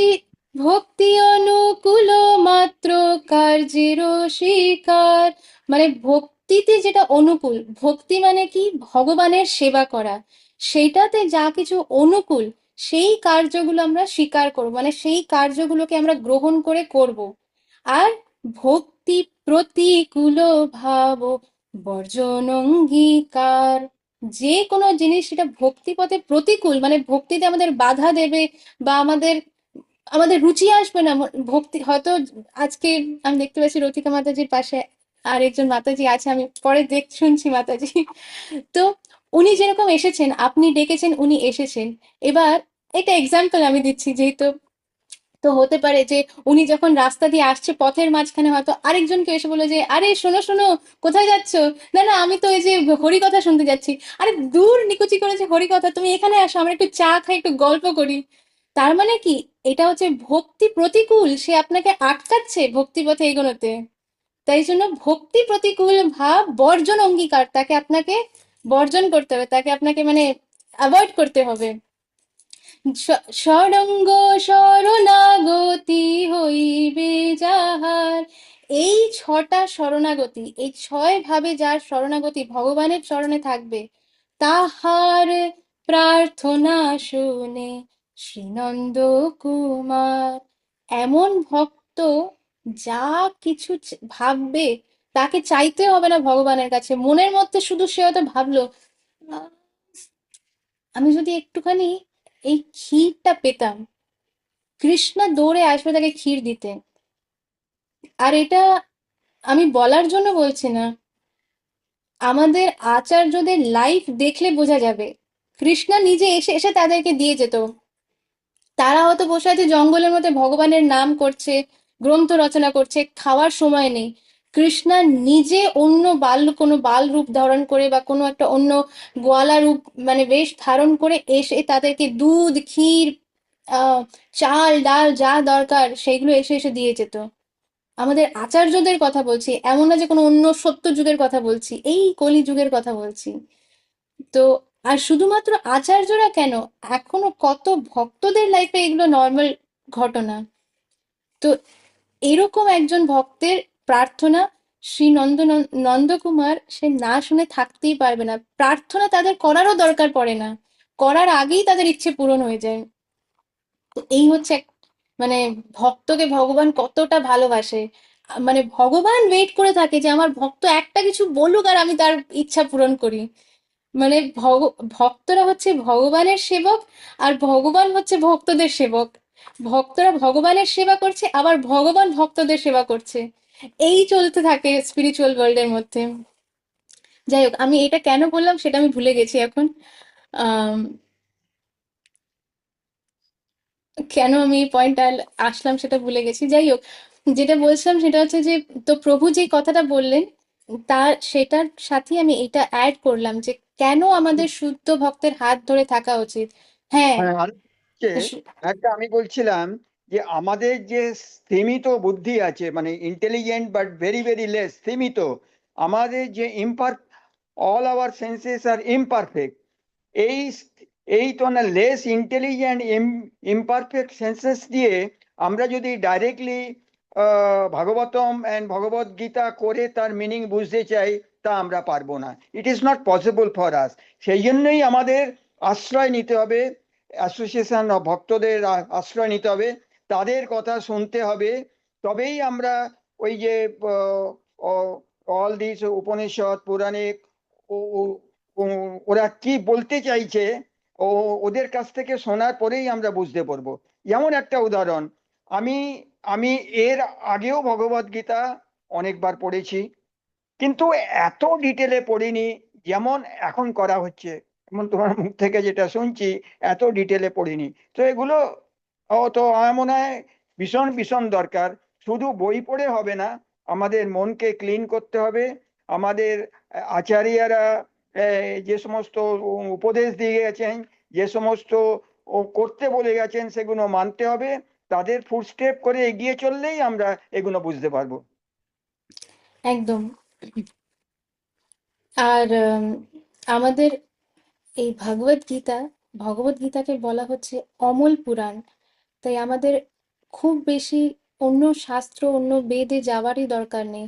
ভাগবত গীতাকে বলা হচ্ছে অমল পুরাণ এই কারণে, কারণ যত বেদ, বেদান্ত, যত উপনিষদ আছে, যত পুরাণ আছে, তার যা সার মর্ম সেটা এই ভগবত গীতার মধ্যে অলরেডি আছে। তাই জন্য ইয়েস, কারেক্ট। তাই জন্য আমাদের অন্য আর বেশি কিছুতে যাওয়ারই দরকার নেই। এই জিনিস যদি আমরা হৃদয়ঙ্গম করতে পারি, আমাদের লাইফ সাকসেসফুল হয়ে গেছে। শুধু এইটা যদি আমরা হৃদয়ঙ্গম করে নিই। হ্যাঁ, আর আমি কেন এই যে ষড়ঙ্গ শরণাগতির কথা বললাম, আমার মনে পড়েছে, কারণ এই যে আমি বলছিলাম যে আমাদের ভক্তের হাত ধরে, শুদ্ধ ভক্তের হাত ধরে ভক্তিপথে এগোতে হবে বা কৃষ্ণের দিকে এগোতে হবে। কারণ শুদ্ধ ভক্তরা হচ্ছে সেরকম ভক্ত যাদের এই ষড়ঙ্গ শরণাগতি আছে। আমাদের নেই এখনো, কিন্তু শুদ্ধ ভক্তের আছে। তাই শুদ্ধ ভক্তের প্রার্থনা নন্দকুমার কখনোই ইয়ে করতে পারে না, অ্যাভয়েড করতে পারে না। সব সময় তার জন্য কৃষ্ণা মানে ওয়েট করে আছে, শুদ্ধ ভক্তের কি দরকার, আমার ভক্তের কি দরকার, কারণ সে সে কৃষ্ণাকে ছাড়া কিছুই জানে না। তাই জন্য কৃষ্ণাও সেই ভক্তকে ছাড়া কিছু জানে না। যেই কারণে যখন আমরা শুদ্ধ ভক্তের হাত ধরছি, তখন কৃষ্ণার নজর আমাদের উপরে পড়ে যে এই, ওর হাত ধরে কি আছে, ওটা কে, ও এটা কি অর্পিতা মাতাজি, আচ্ছা আচ্ছা, তাহলে তো এবার আমাকে দেখতেই হবে অর্পিতা মাতাজির কি দরকার না দরকার। এই হচ্ছে কৃষ্ণার ইয়ে, যে যখনই আমরা শুদ্ধ ভক্তের হাত ধরে আছি, বিকজ শুদ্ধ ভক্তের হাত ধরে আছি, তাই কৃষ্ণার নজর আমাদের উপরে পড়ে যায়। না হলে আমাদের উপরে কেন পড়বে, আমরা কে, আমরা কি করেছি, কোন কথাটা কৃষ্ণার মেনেছি, কৃষ্ণাকে কি আমরা ভালোবাসতে পারি? ভালোবাসতে পারলে তো কৃষ্ণার কথা মেনেই চলতে পারতাম। কৃষ্ণা বলছে এরকম করে চলো, ওইটা ওরকম করে ঘুমাও, এরকম করে খাও, এরকম করে কথা বলো। আমরা তো সেটা মানতে পারছি না, কারণ আমাদের কৃষ্ণার প্রতি এখনো সেই ভালোবাসা নেই। তো কৃষ্ণাকে ভালোবাসা তো ছোট ব্যাপার না, তার জন্য ভক্তি করে আমাদেরকে এগোতে হবে। ভক্তি মানেই হচ্ছে ভগবানের সেবা। ভগবানের সেবা করলে পরে আমাদের ভেতরে ভগবানের ভালোবাসা আসবে ভগবানের প্রতি, যেটা শুদ্ধ ভক্তের ভেতরে অলরেডি আছে। যাই হোক, এবার আমরা আবার এগোই। আমাকে আপনারা মনে করাবেন, আমি ওই ভিডিওটা লাস্টে দেখাবো। আর হুম, তো আমাকে কেউ একজন রিমাইন্ড করাবেন। আচ্ছা, কে রিড করতে চায়, আর কেউ কি রিড করতে চায়? তাহলে পরে অর্পিতা মাতাজি হ্যান্ড রেজ করেছেন। হরে কৃষ্ণ মাতাজি। হরে কৃষ্ণ মাতাজি। ধন্যবাদ। হে অর্জুন, অতএব সর্বক্ষণ আমাকে স্মরণ করে তোমার স্বভাব বিহিত যুদ্ধ করা উচিত। তোমার মন ও বুদ্ধি আমাতে অর্পণ করে কার্য সম্পাদন করলে নিঃসন্দেহে তুমি আমার কাছে ফিরে আসবে। ভগবত গীতা 8/7। তিনি অর্জুনকে কর্তব্য কর্ম থেকে বিরত হয়ে তার ধ্যান করার জন্য উপদেশ দেননি, না ভগবান কোনো অবাস্তব পরামর্শ দেন না। এই জড়জগতে দেহ ধারণ করতে হলে কার্য করতেই হবে। কর্ম অনুসারে মানব সমাজকে ব্রাহ্মণ, ক্ষত্রিয়, বৈশ্য, শূদ্র এই 4টি ভাগে ভাগ করা হয়েছে। আচ্ছা, এইখানটায় আমরা একটু পজ করব। এই যে মানব সমাজকে ব্রাহ্মণ, ক্ষত্রিয়, বৈশ্য ও শূদ্র, এটা এটা নিয়ে আমরা ডিসকাস করেছিলাম। আজকাল এটা নিয়ে খুব মানে বাজেভাবে দেখা হয় যে এই ব্রাহ্মণ ও শূদ্র, কিন্তু আসলে এটা বৈদিক মানে এটা একটা বৈদিক ইয়ে, আম, এই ভাগ যেটা করা, এটা বৈদিক ওয়েতে করা আছে, কৃষ্ণারই করা। কিন্তু এখনকার দিনে লোকে এটা ভুল ভাবে নেয় যে পৈতে পড়ে নিলেই ব্রাহ্মণ হয়ে গেল। না, সেইভাবে ব্রাহ্মণ হওয়া যায় না, সেটাকে ব্রাহ্মণ বলে না। এইগুলো হচ্ছে অকিউপেশনের উপরে বেসড। তো ব্রাহ্মণকে যা, ব্রাহ্মণের কোয়ালিটিস কি, এটা ভগবদ গীতায় দেওয়া আছে, 12টা কোয়ালিটিস আছে ব্রাহ্মণের। যে সে ট্রুথফুল হবে, সে পেশেন্ট হবে, টলারেন্ট হবে, নলেজেবল হবে, তার পুরো বেদ শাস্ত্রের জ্ঞান তার কাছে থাকবে। আর সে কিন্তু নিজের জন্য কিন্তু ওই রোজগার করে ইয়ে করে না, তার কাজ হচ্ছে বিদ্যা দেওয়া। আর গৃহস্থরা বা যারা মানে যারা বৈশ্য বা যারা ক্ষত্রিয়, তারা যখন তাদের থেকে জ্ঞান লাভ করছে তখন তাদেরকে দক্ষিণা দেওয়া হয়। তো সেইভাবে ব্রাহ্মণের জীবন যাপন হয়। আজকালকার ব্রাহ্মণ যেরকম মানে নামেই ব্রাহ্মণ, এদিকে চাকরি করছে। তো চাকরি করা মানে কি, যেই চাকরি করছে তাকে শূদ্র বলা হচ্ছে। কারণ শূদ্রর কাজ হচ্ছে অন্য যত ব্রাহ্মণ, ক্ষত্রিয়, বৈশ্য তাদেরকে সার্ভ করা। তাদের যারা সার্ভ করছে তারা হচ্ছে শূদ্র। তো আজকালকার দিনে তো সবাই চাকরি করছে, চাক চাকরি, চাকরামি, বা চাকরি। হ্যাঁ, তো তাই জন্য সেটা হচ্ছে শূদ্র। আর বৈশ্য মানে কি, যারা ট্রেডার্স বা যারা গোয়ালা, যারা গোমাতার মানে প্রোটেক্ট করে, গোমাতার রক্ষক, বা যারা ট্রেডার্স, যারা বিজনেসম্যান, যারা অন্টারপ্রেনার্স, তাদেরকে বলা হচ্ছে বৈশ্য। কারণ কারণ তাদের মধ্যে সেই কোয়ালিটিস গুলো আছে যে একটা বিজনেস কিভাবে করতে হয়, বিজনেস কিভাবে শুরু করতে হবে, বিজনেস কিভাবে করতে হবে, তাই জন্য তারা বৈশ্য। ক্ষত্রিয় কাদের বলা হচ্ছে, তাদের কোয়ালিটিস এরকম যে তারা ঠিক ভুল বোঝা, রক্ষা করার তাদের মধ্যে সেই সেই পাওয়ার, সেই স্ট্রেংথ, সেই মানসিকতাটা থাকে যে আমার দেশকে যদি, মানে দেশের মধ্যে যদি হামলা হয়, আমি আবার পরিবার, ইভেন কত আমরা দেখি না সোলজার্সরা, যাদের ছোট ছোট বাচ্চা, নতুন মানে জাস্ট সবে বাচ্চা জন্মেছে, তারা তাদের বাচ্চা, বউ বাচ্চা, বাড়ি সবাইকে ছেড়ে চলে গেল, আর ওখানে মানে যুদ্ধ হচ্ছে, যুদ্ধের মধ্যে মারা গেল। তো ক্ষত্রিয়র হচ্ছে এই কোয়ালিটি। এবার ক্ষত্রিয় যদি ভয়ের চোটে বলে ওরে বাবারে আমি আমার ছোট বাচ্চাকে ছেড়ে যেতে পারবো না, তার মানে তার মধ্যে ক্ষত্রিয়র কোয়ালিটিই নেই। তাহলে তার মানে সে ক্ষত্রিয় না, নামে ক্ষত্রিয় বললে হবে না। তো এইভাবে বেদিক ডিভিশন করা হয়েছে তাদের অকুপেশন।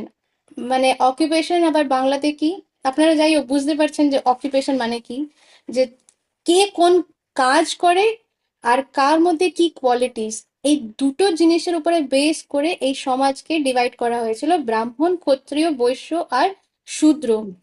তো এবার এটা হচ্ছে একটা জিনিস। আচ্ছা, আমি একটা প্রশ্ন করি, যে এখানে বলা হচ্ছে যে যে যারই জন্ম হচ্ছে, এখানে কোথায় একটা লেখা ছিল না যে আম, তিনি বলছেন আমাকে স্মরণ করে তুমি তোমার কর্তব্য কর্ম করে যাও, এই জড় জগতে দেহ ধারণ করতে হলে কাজ করতেই হবে। এবার আমি একটা প্রশ্ন করি, যে এখানে এমন কোন কাজ আছে যেটাকে আমরা বলতে পারি যে এই কাজটা করলে এটার কোনো ফল আমরা পাবো না, মানে ভালো ফল হোক বা খারাপ ফল হোক আমরা পাবো না? এমন কোন কাজ আছে, যে কোনো এক, অ্যাটলিস্ট একটা কি দুটো কাজ, আমি সবাইকে জিজ্ঞেস করছি। আচ্ছা, আমি মোহনের কাছে লাস্টে আসছি, অন্য কেউ? আচ্ছা, ইমন। হরে কৃষ্ণ মাতাজি, ধন্যবাদ, প্রণাম। মাতাজি, ভগবানের সেবা করলে সেটার ভালো বা খারাপ ফল পাবো না আমার মনে এটা তো হচ্ছে। ভক্তির কর, এটা তো ভক্তিতে, এটা তো ট্রান্সেন্ডেন্টাল, এটা তো জড় জগতের কাজই না। ভগবানের সেবা মানেই হচ্ছে ভক্তি, তাই জন্য এটা তো জড় জগতের কাজই না। জড় জগতের এমন কোন কাজ আছে যেটা করলে আমরা কোনো ভালো ফল বা খারাপ ফল পাবো না? মাতাজি, এটা কি হতে পারে যে যখন মা বাবা তার সন্তানকে প্রতিপালন করছে, বা সন্তান তার মা বাবাকে দেখছে, এরকম কিছু মানে হতে পারে বলে মনে ওটা হচ্ছে। ওই, এই যে ভালো জিনিসটা যে করছে তারা জন্য তো, তার জন্য তো তাদের ভালো খারাপ সবই। এই যে বাচ্চাকে দেখার সময় বাচ্চার গায়ে মশা বসছে, বাবা মা কি করবে, মশাটাকে আদর করে দেবে না মারবে? ইমন মিউট হয়ে গেছে। তো মশাটাকে না তো, মাতাজি। মশাটাকে মারবে, তাই তো? বাচ্চাটাকে হ্যাঁ। যে ভালোবাসছে, এই বাচ্চাটাকে যে ভালোবাসছে, তো বাচ্চাটা ঋণী হয়ে যাচ্ছে তার বাবা মায়ের ভালোবাসা, আবার বাবা মাও তো অ্যাটাচ হয়ে যাচ্ছে বাচ্চার প্রতি ভালোবাসা দিতে দিতে। তো এটার ফল আছে কি নেই? হ্যাঁ, হ্যাঁ, আছে। বাচ্চার জন্য দুধ গরম করতে হবে, বা বাচ্চাকে কিছু একটা ইয়ে করতে হবে, সে এই পালন করা মানে কি, পালন করা মানে হচ্ছে কোনো রকম ভাবে তাকে সার্ভ করা। তো সেইগুলো কাজ করার সময় তাদের অ্যাক্টিভিটিজ এর মধ্যে ফল পাচ্ছে কি পাচ্ছে না? যখন আগুন আমরা চালাচ্ছি, আগুন জ্বালাচ্ছি গ্যাসের মধ্যে, কতগুলো জীব কীটাণু মরছে কি মরছে না? বুঝতে পারছো কি বলছি? হ্যাঁ মাতাজি। তো তাই না, গুড ব্যাড এটাতে তো হচ্ছে, তার মানে একেবারে তো মানে কোনো কর্মের ফল পাবো না সেটা তো হবে না, কর্মের ফল পাবো তার মানে। আর অন্য কোনো অ্যান্সার? কুহেলি? কৃষ্ণ মাতাজি, ধন্যবাদ, প্রণাম। আমি শোনা। মাতাজি, আমি যতটুকু বুঝেছি সেটা হচ্ছে যে আহ কৃষ্ণ ভক্তি বা কৃষ্ণ কনসিয়াসনেস বাদ দিয়ে যাই করি না কেন সবকিছুরই একটা নেগেটিভ পজিটিভ এফেক্ট থাকবে। সেটা কর্মের ওপর ডিপেন্ড করছে যে আমরা ভালো কাজ করলে ভালো ফল, খারাপ কাজ করলে খারাপ ফল পাবোই পাবো, এটা গ্যারেন্টি। বাট আমরা যখন আর কি ভগবানের সেবা করছি, ভগবানের জন্য মানে সবকিছু অর্পণ করে দিচ্ছি, তখন ভগবান আমাদের এই কর্মের যে এফেক্ট গুলো সব উনি মানে নিয়ে নিয়ে নিচ্ছেন বা নিউট্রালাইজ করে দিচ্ছেন, যার ফলে আর কি আমাদের সেই যে এফেক্টটা সেইটা আর থাকছে না, মানে সেই এফেক্ট গুলো আমাদেরকে আর নিতে হচ্ছে না। আমি এইটুকু বুঝতে পেরেছি মাতাজি। আচ্ছা, হরি বল। আমি জিজ্ঞেস করি, সবাই কি এগ্রি করছে? কারোর কারোর মনে হচ্ছে না যে কোনো তো এরকম কিছু তো, আমাদের কোনো কাজ তো এরকম থাকবে যেটা করলে আমাদের কোনো কর্মের ফল পাবো না আমরা, মানে আমাদের ভালো ফলও হবে না, খারাপ ফল হবে না, কোনো একটা এরকম তো কিছু থাকতে হবে।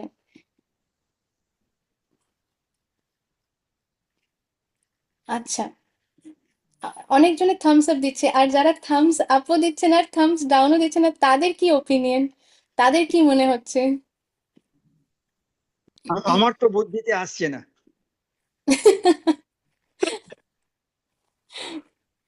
উম, আমি ওয়ান বাই ওয়ান সবাইকে জিজ্ঞেস, এটা খুব ইম্পর্টেন্ট, এটা হচ্ছে একদম ফাউন্ডেশন। যেরকম একটা বিল্ডিং বানাতে গেলে একটা ফাউন্ডেশন হতে হবে, ফাউন্ডেশন না থাকলে পরে ওই বিল্ডিংটা কিছুদিন পরেই পড়ে যাবে, ভেঙে পড়ে যাবে। সেরকম ভক্তিপথে এগোবার আগে আমাদের একটা ফাউন্ডেশন তৈরি করতে হবে, যে যেগুলো পড়ছি সেটার আসল মানেটা কি। তো আমি সবাইকে এক এক করে, কুহেলি নিজের আনসার দিয়েছে, ইমন নিজের এখন অব্দি যেটা আনসার দিয়েছে, লোকমোহন প্রভু এখন অব্দি যে আনসারটা দিয়েছেন, অর্পিতা মাতাজি আপনার কি মনে হয় যে এমন কোন কাজ আছে, কোন এমন কাজ আছে যেটা করলে পরে আপনি ভালো ফলও পাবেন না, খারাপ ফলও পাবেন না? কোন এমন কাজ আছে জড় জগতের মধ্যে, ভক্তির কথা বলছি না, ভগবানের নাম নেওয়া, ভগবানের সেবা করা, এটা তো এটা তো ট্রান্সেন্ডেন্টাল, এটা তো জড় জগতেরই না, এটা তো এটা তো স্পিরিচুয়াল অ্যাক্টিভিটি। জড় জগতের মধ্যে কোন এমন অ্যাক্টিভিটি আছে? বুঝতে পারছি না কেমন কাজ করবো।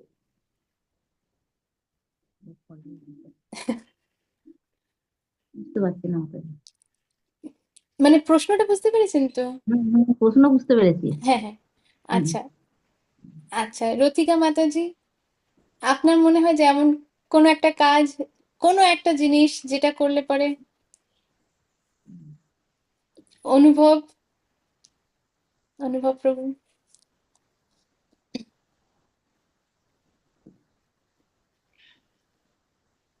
প্রভু আপনার সাউন্ড আসছে না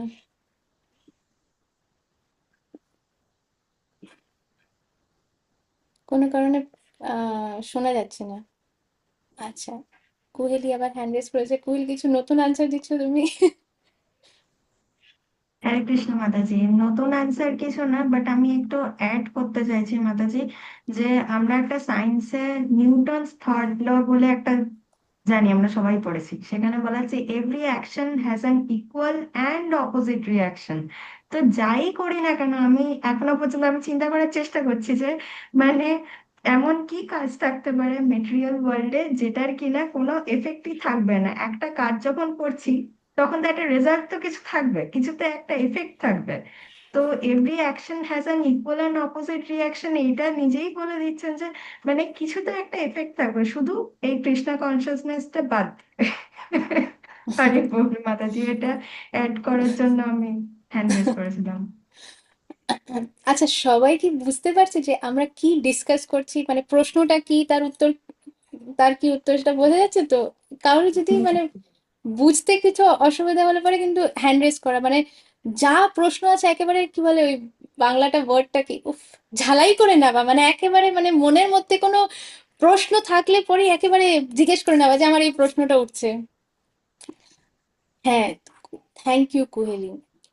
কুহেলি যে অ্যান্সারটা দিয়েছে ওটা হচ্ছে অ্যাবসলিউটলি রাইট, যে এই জড় জগতের মধ্যে এমন কোনো কাজ নেই, খাওয়া, শোয়া, পড়া, মরা, জন্ম, যা কিছুই হোক না কেন, এমন কোনো হেন কোনো কাজ নেই যেটার আমরা ফল পাবো না।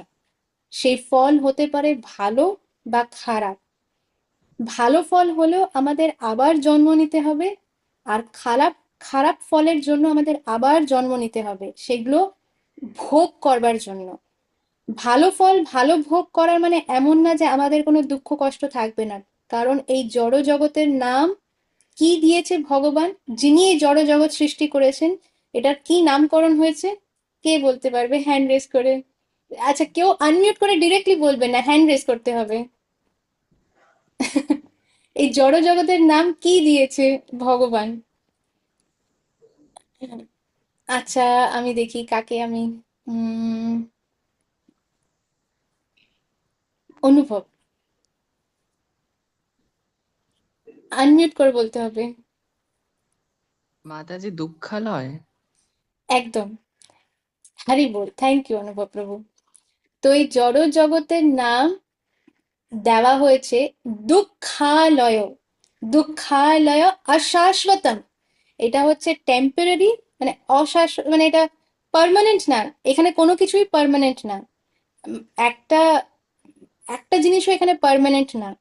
সবকিছুর একটা এক্সপায়ারি ডেট আছে, প্রত্যেকটা জিনিসের এক্সপায়ারি ডেট আছে এখানে। আর এটা হচ্ছে দুঃখালয়, মানে আমরা যদি বস্ত্রালয়তে যাই ওখানে বস্ত্র পাবো, পুস্তকালয়তে গেলে পুস্তক পাবো, সেরকমই দুঃখালয়তে গেলে আমরা শুধু দুঃখই দুঃখই দুঃখই পাবো। এইটা হচ্ছে সেই জায়গাটা। তো এইখানে আমরা কোনো ভালো কাজ করার, যে ভালো ফল ভোগ করবার জন্য যে আনন্দটা, সেটা যেই না মাত্র শেষ হয়ে যাবে তখন আমাদের দুঃখ কিন্তু শুরু হয়ে যাবে। আর খারাপ ফলের তো বলার কোনো দরকারই নেই, তো দুঃখ ভোগ করতেই হবে। তো তো সেই জন্য এখানে কৃষ্ণা বলছে যে আহ, এই জড় জগতে দেহ ধারণ করতে হলে মানে কি, আমরা কি আমাদের চয়েসে এসেছি? কে এখানে চয়েস করেছে যে আমি এই দেহ ধারণ করব, আমি এই বাবা মায়ের গর্ভে জন্ম নেব? এখানে কি এমন কেউ আছে? প্লিজ হ্যান্ড রেজ করে বলুন যে হ্যাঁ, আমি আগের থেকে চুজ করে সিলেক্ট করেছি, আমাকে এরকম দেখতে হবে, আমার চোখটা এরম হবে, আমার নাকটা এরম হবে, চুলটা এরম হবে, আমার মা এরম হবে। বাবা, কেউ করেছে? না। আরে আমাদের হাতেই ছিল না। যেখানে আমাদের কর্মের অনুযায়ী যেই জন্ম পেয়েছি, সেই তো পেয়েছি, বাস, আর কিছু করার নেই। তো জন্ম পেতে হলে এখানে কি করতে হবে? আমাদের কাজ করতেই হবে। যদি আমরা বলি যে না না, আমি আমার ঘর সংসার এবার ত্যাগ করে চললাম, আরে চললে তো চললে, খেতে তো হবে, পেটে খিদে থাকলে তখন খেতে তো হবে, সেই খাওয়ার জন্য তো কিছু তো উম, ইয়ে করতে হবে, অ্যারেঞ্জমেন্ট। সেই অ্যারেঞ্জমেন্টও তো কাজ, সেই অ্যারেঞ্জমেন্টও তো কর্ম। তার মানে ফল পেতেই হবে, তার ফল থাকবেই। তো এমন কিচ্ছু, কোনো জিনিস নেই যে জড় জগতে দেহ একবার যদি যে যে ধারণ করেছে তাকে কর্তব্য বা কোনো কাজ করতেই হবে। ইভেন যদি সে চুপচাপও বসে থাকে, মৌন ব্রত নিয়ে বছরের পর বছর বসে আছে, কিচ্ছু খায় না, তাও তাও এই যে চুপচাপ বসে আছে যে, তার মধ্যেও কিন্তু অনেক কাজ চলছে, তার ভেতরে তার বাইরে অনেক কিছু চলছে তার অজান্তে। তাই জন্য তাকে ফল পেতেই হবে। যতক্ষণ না একজন ভক্তি পথে এসে ভক্তি করছে, ভগবানের নির্দেশ অনুযায়ী ভক্তিপথ অনুশীলন করছে। তো এটা কি ক্লিয়ার বোঝা যাচ্ছে যে এখানে কি বলছে কৃষ্ণা? কর্ম অনুসারে মানুষ কর্ম অনুসারে, এখানে কৃষ্ণা এটা, এখানে ক্লিয়ারলি বলা আছে কর্ম অনুসারে। কারোর কিন্তু জন্ম অনুসারে কিন্তু এই ডিভিশনটা করা হয়নি যে ব্রাহ্মণ ক্ষত্রিয়, জন্ম অনুসারে না, কিন্তু কর্ম অনুসারে। মানব সমাজকে ব্রাহ্মণ, ক্ষত্রিয়, বৈশ্য ও শূদ্র এই চারটি ভাগে ভাগ করা হয়েছে। এবার আরেকটা প্রশ্ন এখানে, আহ কি যেন এখানে, তিনি অর্জুনকে তার কর্তব্য কর্ম থেকে বিরহ হয়ে, কর্তব্য কর্ম থেকে বিরহ হয়ে, এটার মানে কি? কি আমাকে একটুখানি হ্যান্ড রেজ করে বলতে হবে যে তারা কি বুঝতে পারছে যে অর্জুনকে তার কর্তব্য কর্ম থেকে বিরহ হয়ে তার ধ্যান করতে, তার মানে কৃষ্ণার ধ্যান করতে আদেশ দেননি।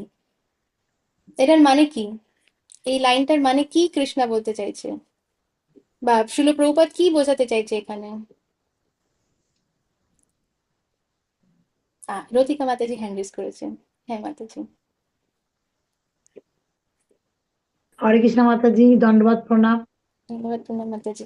হ্যাঁ মাতাজি, এখানে কি অর্জুনকে এখানে কৃষ্ণ বলে কি দিয়েছে বলছে? যে উনি ওনার যে জীবনের যে কর্ম, সেই কর্ম ত্যাগ করে দিয়ে শুধু কৃষ্ণাকে নিয়ে থাকতেই উনি বলেননি, সবকিছুর মধ্যে কৃষ্ণাকে রাখতে বলে। হরি বল, খুব ভালো আনসার, খুব ভালো। এইটাই কৃষ্ণা বলছে, হরি বল। তো তার মানে কি, অনেকজন মনে করে যে ভক্তিপথ অনুশীলন করা মানে আরে আমি তো গৃহস্থ মানুষ, আমি তো সাংসারিক, আমার দ্বারা কি হবে নাকি, আমাকে তো আমার বউ বাচ্চা এইসব দেখতে হবে, শ্বশুর শাশুড়ি সব দেখে। আরে কৃষ্ণা ওটাই বলছে, এইসব কিছু দেখতে দেখতে আমাকে মাঝখানে আনো। তা না হলে পরে তো, না হলে পরে তো তুমি যদি এগুলো নাই করো তাহলে কি করবে তুমি? তোমার যদি এই ধর্মই না পালন করো তাহলে পরে কোথায় কি ভক্তি করবে তুমি? ওইভাবে কৃষ্ণ চাইনি। তাই জন্য এখানে এইটাই প্রভুপাদ বোঝাচ্ছেন যে আমাদের যা কিছু, আমাদের যা ডিউটিস, যা কিছু কর্তব্য, যা কর্ম, এইগুলো পালন করতে হবে কৃষ্ণা কেন্দ্রিক, মানে কৃষ্ণকে সেন্টারে রেখে। আর এটা আমরা অনেকবার এটা নিয়ে ডিসকাস করেছি যে কৃষ্ণাকে সেন্টারে রেখে মানে কি, যে আমরা এই যে হরিনাম জপ করছি, সকালে 10টায় ওঠার জায়গায় একটু তাড়াতাড়ি উঠে ভগবানের কয়েকটা নাম আমরা নাম জপ করলাম। তারপর আমরা যখন স্নান করছি তখন গঙ্গে গঙ্গে গঙ্গে বা গঙ্গা গঙ্গা গঙ্গা যখন আমরা 3বার এরকম ভাবে আহ্বান করছি গঙ্গা মাকে, তখন আমাদের গঙ্গা স্নান হচ্ছে।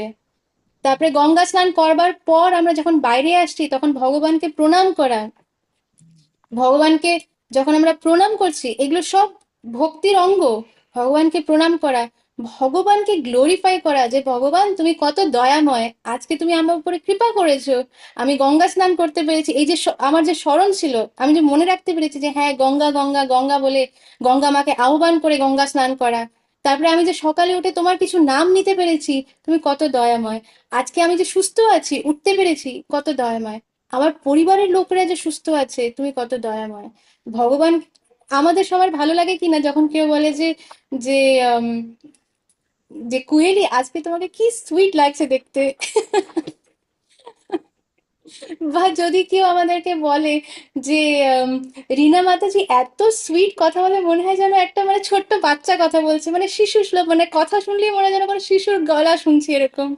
তো এরকম যখন কেউ আমাদের বলে তখন আমাদের ভালো লাগে কিনা, নাকি মনে হয় ছি ছি ছি কি বললো, ভালো লাগে না, এসব আমার একদম, এরকম কি কেউ আছে যার ভালো কথা শুনতে ভালো লাগে না? তাহলে কৃষ্ণা কি কোনো আলাদা? সেও তো একটা মানুষ, শুধু পার্থক্যটা কি, সে হচ্ছে মানে সুপ্রিম, মানে পরম, মানে পরম ঈশ্বর।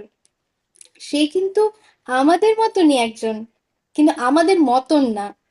অলদো আমাদের মতন একজন, কিন্তু আমাদের মতন না। তো তাই জন্য আমাদের বুঝতে হবে যে সেও কিন্তু যখন তাকে কেউ গ্লোরিফাই করে তখন তারও কিন্তু খুব আনন্দ হয়। আর শাস্ত্রের সারমর্ম কি? সমসিদ্ধির হরিতোষণম। সমসিদ্ধির হরিতোষণম মানে কি, আমরা যা কিছু করছি সেটা হচ্ছে হরিকে তোষণ করবার জন্য, তাকে আনন্দ দেওয়ার জন্য। তো তাকে যখন আমরা 4টে ভালো কথা বলছি, সে আনন্দ পাচ্ছে, তাহলে তো আমাদের তো, আমরা তো লাইফ সাকসেসফুল হয়ে গেল তো, তাকে আনন্দ দিতে পারছি 4টে ভালো কথা বলে। তো সেরকম ভগবানকে প্রণাম করলাম, ভগবানকে গ্লোরিফাই করলাম। তারপরে আমরা যাচ্ছি, ঠিক আছে, ব্রেকফাস্ট বানাবো, কিছু না কিছু তো বানাবো, চা তো অবশ্য ভক্তরা খায় না, হার্বাল টি খায়। যদি যদি খায় কেউ তাহলে তারা হার্বাল টি খায়, এমনি চা তো খায় না। তো যদি হার্বাল টি কেউ বানাচ্ছে তখন ভগবানকে মনে করা যে ভগবান, এই হার্বাল টিটা বানাচ্ছি, তুমি একটু গ্রহণ করো, তুমিও সকাল সকালে এই হার্বাল টিটা খেয়ে ফ্রেশ ফিল করবে, আর তোমার এই হার্বাল টি প্রসাদ পেয়ে আমারও খুব আনন্দ হবে। এরকম। তারপরে যখন রান্না করছি, যেই রান্নাটা করছি সেটা মনে করা যে ভগবান, যদি আজকে আমি এই রান্নাটা করছি, ভগবান আপনি এটা গ্রহণ করুন। মানে সবসময় আমরা কি মনে করি, আজকে একটা ভালো এই রান্নাটা করব, কি ভালো মজা হবে যখন নিজে খাবো। তার জায়গায় যদি আমরা ভাবি যে কত ভালো হবে যখন ভগবান এটা খাবে, এরকম জাস্ট আমাদের থট প্রসেসটাকে চেঞ্জ করতে হবে, আর কিছু না। তারপরে রান্না করার পরে ভগবানকে সেটা ভালোবাসা দিয়ে ইয়ে করা, মনে করে নিবেদন করা যে ভগবান আপনি এটা গ্রহণ করুন। আমি তো অনেক অনর্থে ভর্তি, আমার মতে অনেক অনর্থ, এগুলো কিছুই শুদ্ধ না, না বাসন শুদ্ধ, না যে জিনিসগুলো দিয়েছে সেইগুলো শুদ্ধ না, আমি নিজেও শুদ্ধ না, কিন্তু আপনি কৃপা করে গ্রহণ করুন।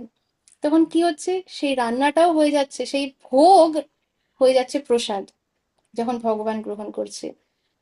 তো এইভাবে প্রত্যেকটা জিনিস আমরা যা কিছু করছি সেটা যখন আমরা ভগবানকে নিবেদন করছি, ভগবানকে কেন্দ্র মানে সেন্টারে রেখে যখন করছি, তখন আমাদের জীবন কি হয়ে যাচ্ছে, ভক্তিময়।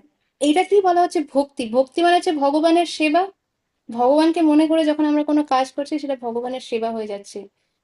কিন্তু তা বলে প্রতিকূল কাজ না কিন্তু। হ্যাঁ, কাউকে কটু কথা বললাম, ভগবান আমি সোজা কথায় ওকে বলে দিয়েছি, না, ভগবান সেটাতে আনন্দ পাবে না। হ্যাঁ, অন্য জীবকে হত্যা করে খেলাম, আহ কি টেস্টি, ভগবান তুমিও খাও আমিও খাই, তো ভগবান এটাতে আনন্দ পাবে না। ভগবানের সন্তানকে মেরে ভগবানকে নিবেদন করলে সে আনন্দ পাবে না। তারপরে কারোর ব্যাপারে ক্রিটিসিজম করলাম, কারোর নিন্দা চর্চা করলাম, এটা ভগবানকে আনন্দ দেয় না। তো এই কাজগুলোকে কি বলা হচ্ছে, প্রতিকূল। প্রতিকূল যা কিছু ভক্তিতে প্রতিকূল সেটা আমাদের বর্জন করতে হবে। অন্যদের ব্যাপারে কথাবার্তা নিন্দা চর্চা, এই তার ছেলেটা কিরকম জানিস তো, কিরম একটা, এই মেয়েটাকে কিরম দেখতে, নাকটা বোঁচকা, ইস চোখগুলো কিরকম, চুলগুলো সব পড়ে গেছে, কম চুল। হ্যাঁ, এই ধরনের কথাবার্তা, কারোর দোষ দেখা, তার মানে আমি কি পারফেক্ট? কারোর দোষ দেখা মানে কি আমি মনে করছি আমি একদম পারফেক্ট? আমরা তো পারফেক্ট না। তাহলে আমাদের অন্যদের ব্যাপারে এরকম কথা যখন আমরা ভাবছি, তখন আমরা ভগবানকে দুঃখ দিচ্ছি। তখন তো হচ্ছে না সংসিদ্ধির হরিতোষণম, তখন তো হচ্ছে না ভক্তি। তখন তার মানে কি হয়ে যাচ্ছে, আমরা কর্ম নিচ্ছি। কর্ম নেওয়া মানে কি, আমাদের তার ফল ভোগ করতে হবে, দুঃখ কষ্ট ভোগ করতেই হবে যখন আমরা কর্ম করছি। কিন্তু যা কিছু কৃষ্ণ কেন্দ্রিত হচ্ছে, সেখান থেকে কৃষ্ণা কি করছে, কর্মটা বের করে দিচ্ছে।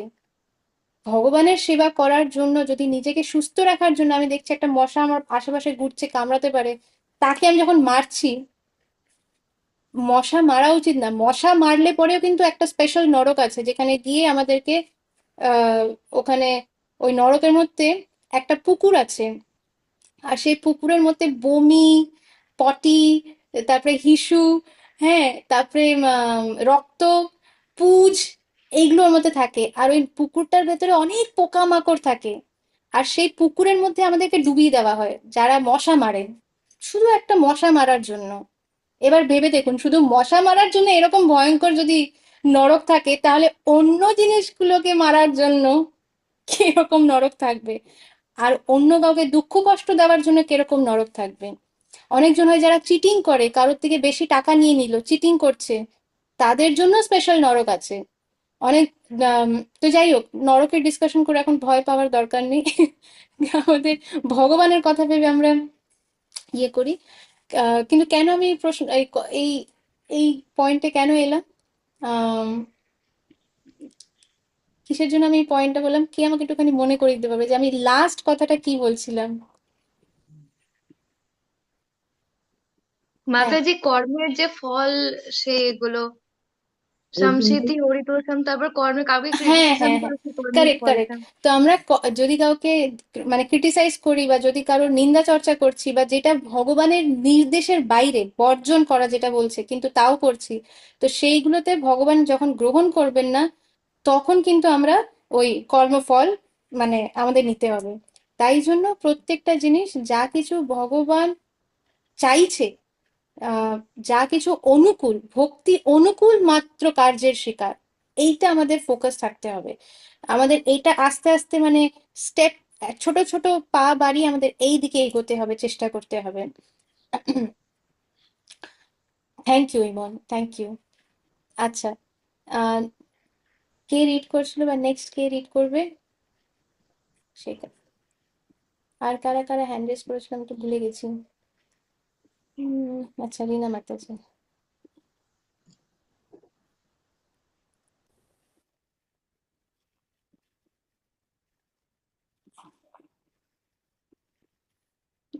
আনমিউট করতে হবে মাতাজি আপনাকে।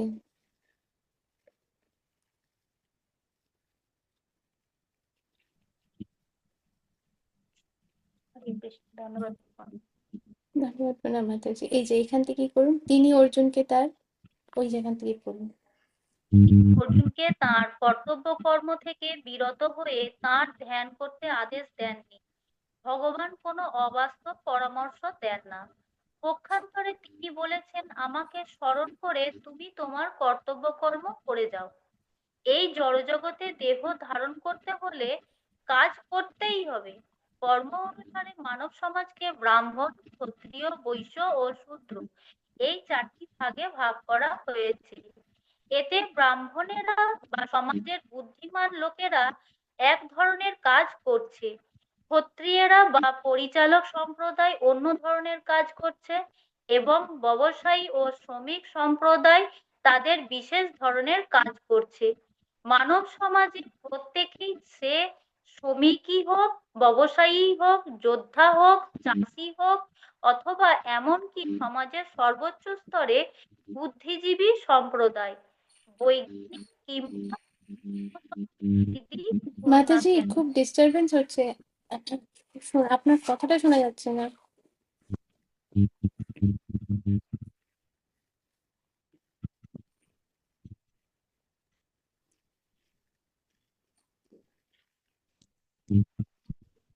এখানে খুব ডিস্টার্ব হচ্ছে। হুম, ঠিক আছে। তাহলে আর কেউ রিড করতে পারবে? কুহেলি রিড করবে? এই হরে কৃষ্ণ মাতাজি, এই যে দণ্ডবত মানব প্রণাম। ধন্যবাদ, প্রণাম। এই যে মানব সমাজে প্রত্যেকেই, এখান থেকে পড়ো, সে ক্রমিকই হোক, ক্রমিকই হোক, হুম, ব্যবসায়ী হোক, ওইখান থেকে রিড করো। হুম।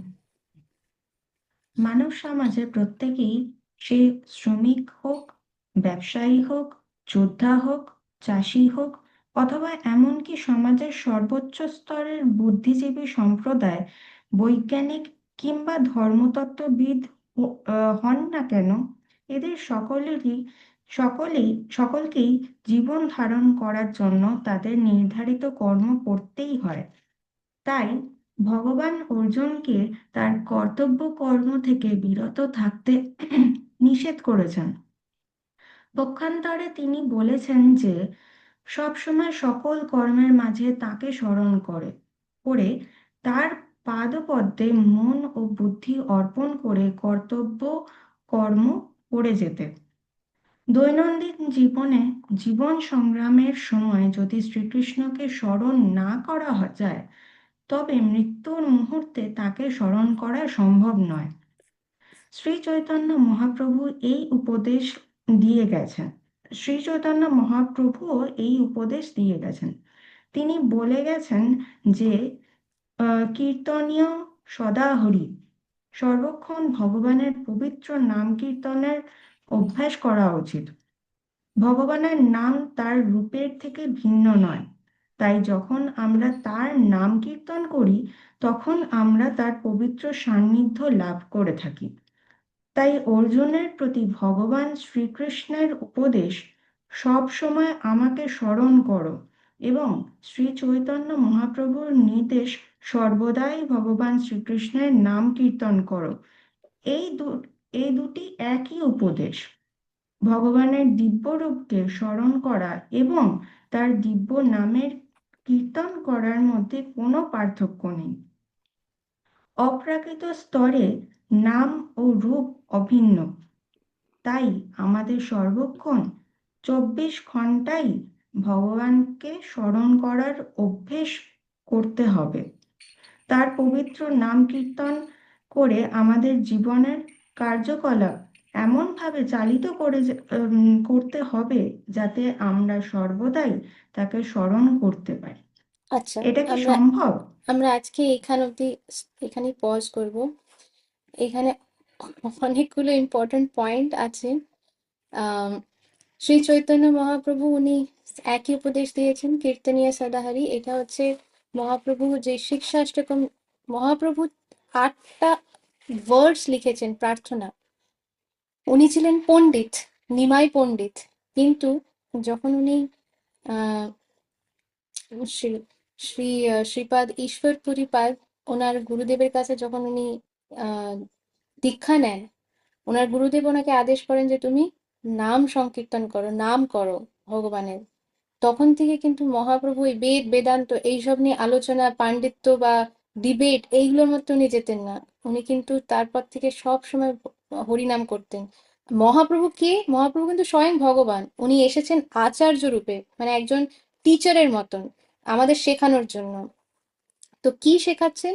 যে এই কলিযুগে আমাদের বুদ্ধি এত কম যে আমরা এসব বেদ বেদের মধ্যে কি কথা বলছে, পুরাণে কি কথা বলছে, এসব বোঝার আমাদের অত ক্ষমতা নেই। আমাদের তাই জন্য সবসময় এই নাম করতে হবে। ভগবান আর ভগবানের নাম কিন্তু অভিন্ন।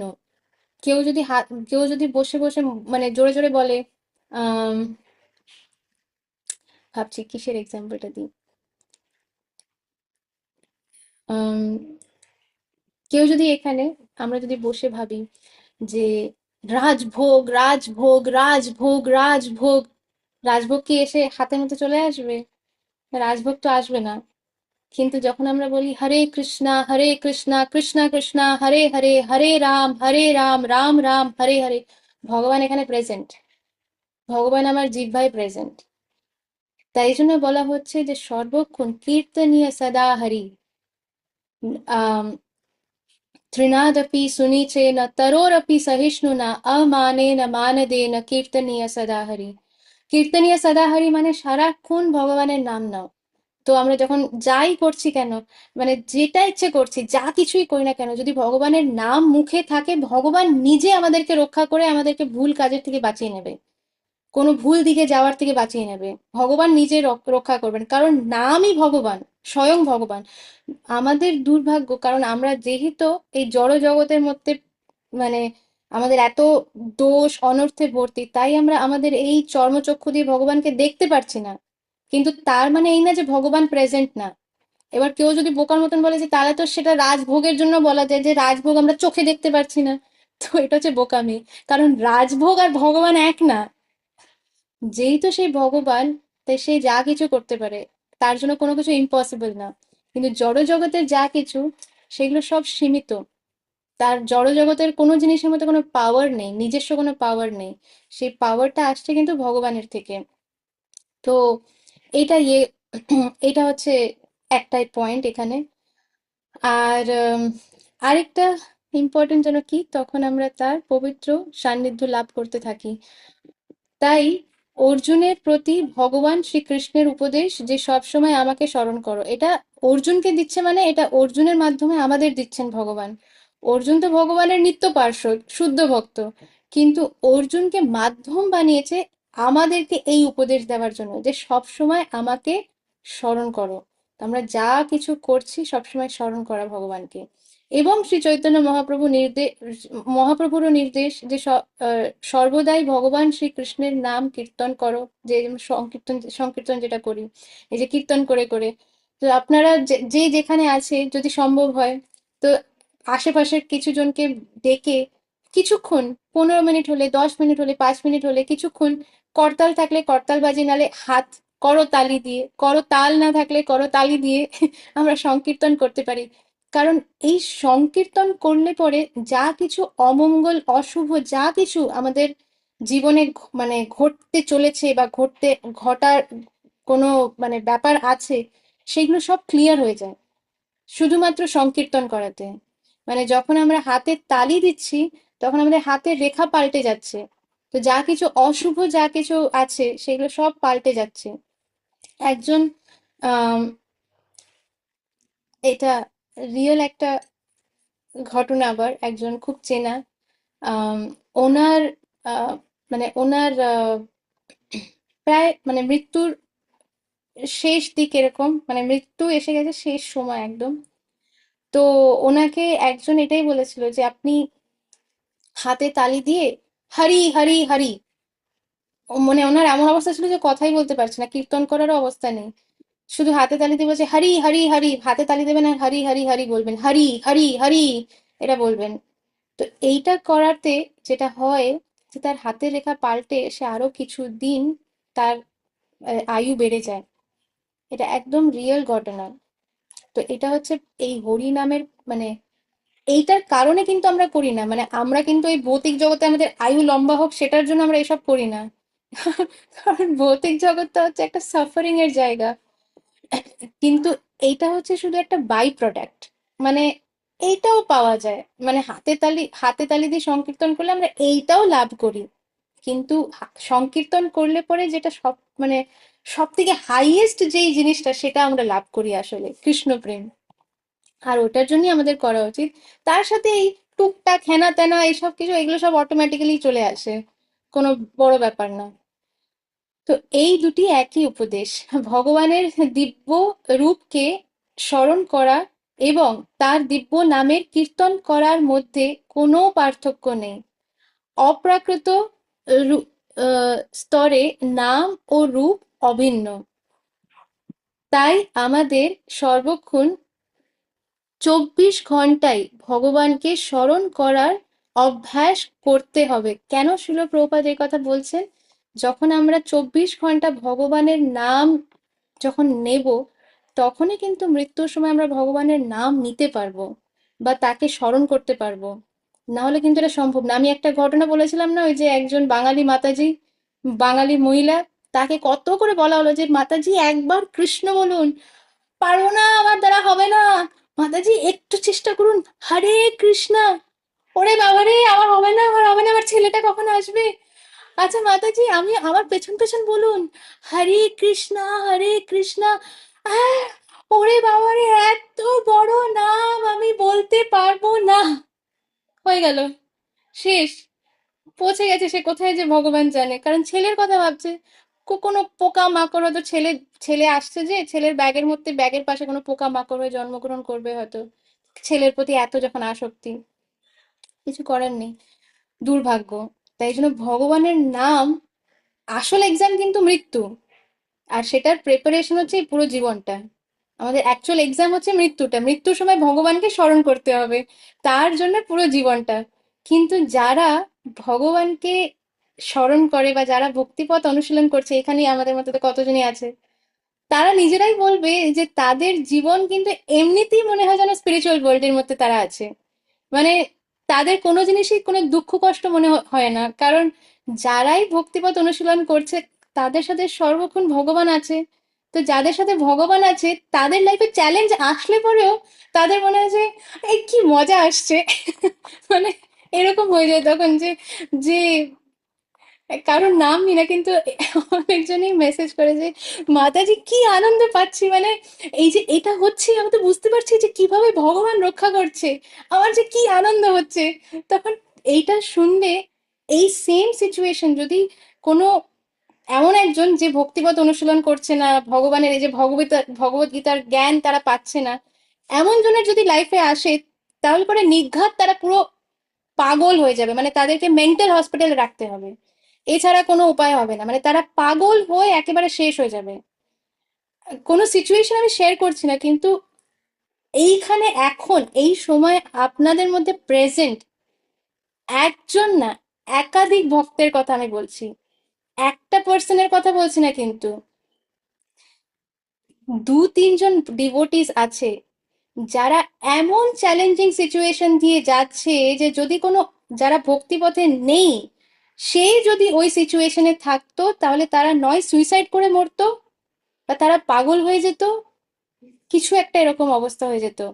তার জায়গায় এই ভক্তরা এমন আনন্দে আছে যে তারা এখন আনন্দ পেয়ে আরো প্রচার করছে, তারা যে আনন্দ পাচ্ছে তারা অন্যদেরকে দিতে চায় এবার।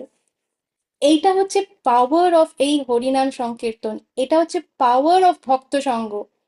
আর মোস্ট ইম্পর্ট্যান্ট, যখন আমরা কোনো ভক্তের অনুগতে থাকি, অনুগত্য মানে কারুর গাইডেন্সে যখন থাকি, যদি আমরা হয়তো ভক্তিপথ অনুশীলন করছি, চেষ্টা করছি, কিন্তু কারুর গাইডেন্সে যদি না থাকি, তাহলে কিন্তু আবার সেই একই জিনিস, কারণ নিজের বুদ্ধিতে যদি কিছু করার চেষ্টা করি, আমরা কিন্তু লস্ট হয়ে যাব। কিন্তু যখন আমরা কারুর গাইডেন্সে যখন চলবো, তখন রাস্তা খুলে যায়, তখন আমরা সেই দরজাটা দেখতে পারি, কারণ সে আমাদের গাইড করে দেবে যে দরজাটা কিন্তু এইখানে, তুমি কিন্তু দেওয়ালের দিকে যাচ্ছ, দেওয়ালে কি তোমার মাথা মানে মাথায় ধাক্কা খাবে কিন্তু। তো যখন কেউ গাইড যদি না থাকে তাহলে কি হবে, আমরা হয়তো ভক্তিই করছি, একটা ঘরের মধ্যে সুন্দর ভক্তিই করছি, কিন্তু দরজাটা কোন দিকে বুঝতে পারছি না, গিয়ে বারে বারে দেওয়ালের মধ্যে ঠাস ঠাস ঠাস করে ধাক্কা খাচ্ছি। আর তখন মনে হয় যে, এই কি হচ্ছে কি, এই ভক্তি করছি তারপরে এরকম হয়, হ্যাঁ করবো না। কিন্তু যখন একজন কেউ হাত ধরে নিয়ে যাবে যে মাতাজি আসো, প্রভু আসো, এই যে দরজাটা দরজাটা খুলে দিল, হ্যাঁ কি ভালো লাগছে, দরজার বাইরে কি সুন্দর গার্ডেন, কি ভালো লাগছে। এটা তখনই পসিবল যখন একজন অনু কারুর কোনো ভক্তের আন্ডারে গাইডেন্সে আছেন। এই তিনটে জিনিস খুব ইম্পর্টেন্ট। কোন তিনটে জিনিস বললাম? প্রথম জিনিসটা হচ্ছে, কে বলবে ফার্স্ট জিনিসটা কি ছিল? এ কি এতক্ষণ বলার পর রিনা মাতাজি ভয় ভয় হাত তুলছে। থার্ড জিনিসটা আমি বলে দিচ্ছি, থার্ড জিনিসটা হচ্ছে কোনো ভক্তের গাইডেন্সে থাকা। ফার্স্ট আর সেকেন্ড জিনিসটা কি ছিল?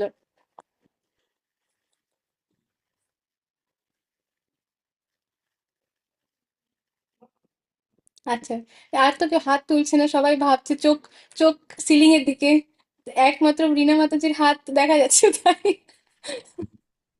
চেষ্টা করছি মাতাজি। এক হচ্ছে ওই কৃষ্ণ যেমন চাই সেরকম অনুযায়ী চলা, হুম ভক্তের শরণাগতিতে ভক্তি করা, হুম। আর আরেকটা, আহ, হরিনাম সংকীর্তন। হরি সংকীর্তন। হরিনাম করা, হরিনাম সংকীর্তন করা বা হরিনাম করা। হরিনাম করা মানে হচ্ছে নিজে একা বসে বসে জপ করা বা ভক্ত সঙ্গে নিজের জপ করা, আর সংকীর্তন মানে হচ্ছে সবাইকে মিলে আমরা যে কীর্তন করছি, হরে কৃষ্ণ হরে কৃষ্ণ কৃষ্ণ কৃষ্ণ হরে হরে, হরে রাম হরে রাম রাম রাম হরে হরে, হরে কৃষ্ণ কৃষ্ণ কৃষ্ণ হরে হরে, হরে রাম রাম রাম হরে হরে, হরে কৃষ্ণ কৃষ্ণ কৃষ্ণ হরে হরে, হরে রাম রাম রাম হরে হরে, হরে কৃষ্ণ কৃষ্ণ কৃষ্ণ হরে হরে, হরে রাম রাম রাম হরে হরে, হরে কৃষ্ণ কৃষ্ণ কৃষ্ণ হরে হরে, হরে রাম राम राम हरे हरे, हरे कृष्णा कृष्णा कृष्णा हरे हरे, हरे राम राम हरे हरे। निताई गौरांगो निताई गौरांगो जय गौर हरि, निताई गौरांगो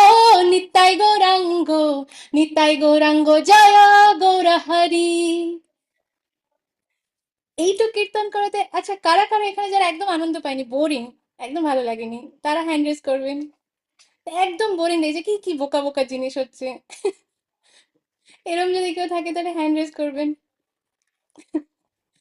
তো এইটা হচ্ছে কীর্তনের আনন্দ, কারণ ভগবানের দিব্য নাম, ভগবান নিজে পার্সোনালি প্রেজেন্ট, আর যেখানে ভগবান প্রেজেন্ট সেখানে কোনো দুঃখ থাকতেই পারে না। যতই দুঃখ কষ্ট থাকুক না কেন, ভগবানের নাম নেওয়া মাত্রই সেটা চলে যায়। তাই জন্য এই হরি নাম আর ভক্ত সঙ্গ, আর ভক্তের কি যেন ওয়ার্ডটা, অনুগত্যে না, অনুগত্যে থেকে, তাই তো এই ওয়ার্ডটা। তো ভক্তের অনুগত্যে থেকে বা গাইডেন্সে থেকে ভক্তিপথ অনুশীলন করা। আহ আর কোনো পয়েন্ট কি আমি এখানে মিস করছি? রিনা মাতাজি হ্যান্ড রেজ করেছেন।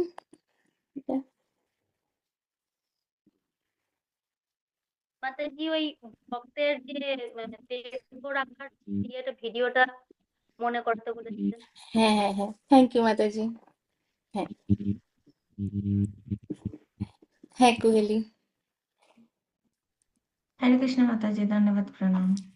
একটা কোয়েশ্চেন ছিল মাতাজি, ওই যে মশা মারার যে ব্যাপারটা আপনি বলছিলেন না, যে তাহলে কি মানে আমাদের মশা মারা উচিত না? শুধু মশা নয়, যে কোনো পোকামাকড়, মানে ও ধরুন ঘরে তো আরশোলা বা, হ্যাঁ হ্যাঁ, তো এটা যদি একটু কাইন্ডলি বলেন। থ্যাংক ইউ কুহেলি, ওটা আমি বোধহয় কমপ্লিট করিনি ওই জায়গাটায়, থ্যাংক ইউ। তো হ্যাঁ, এই যে এই জায়গাটা যে তাহলে ভক্তের লাইফে কি অ্যাপ্লিকেবল কি না, মানে ভক্ত যদি মশা মারে আহ তাহলে কি হবে। এবার আমাদের একটা জিনিস বুঝতে হবে যে আমরা কোনো জীব হত্যাই আসলে কিন্তু ভগবান পছন্দ করে না, কোনো জীব হত্যা না।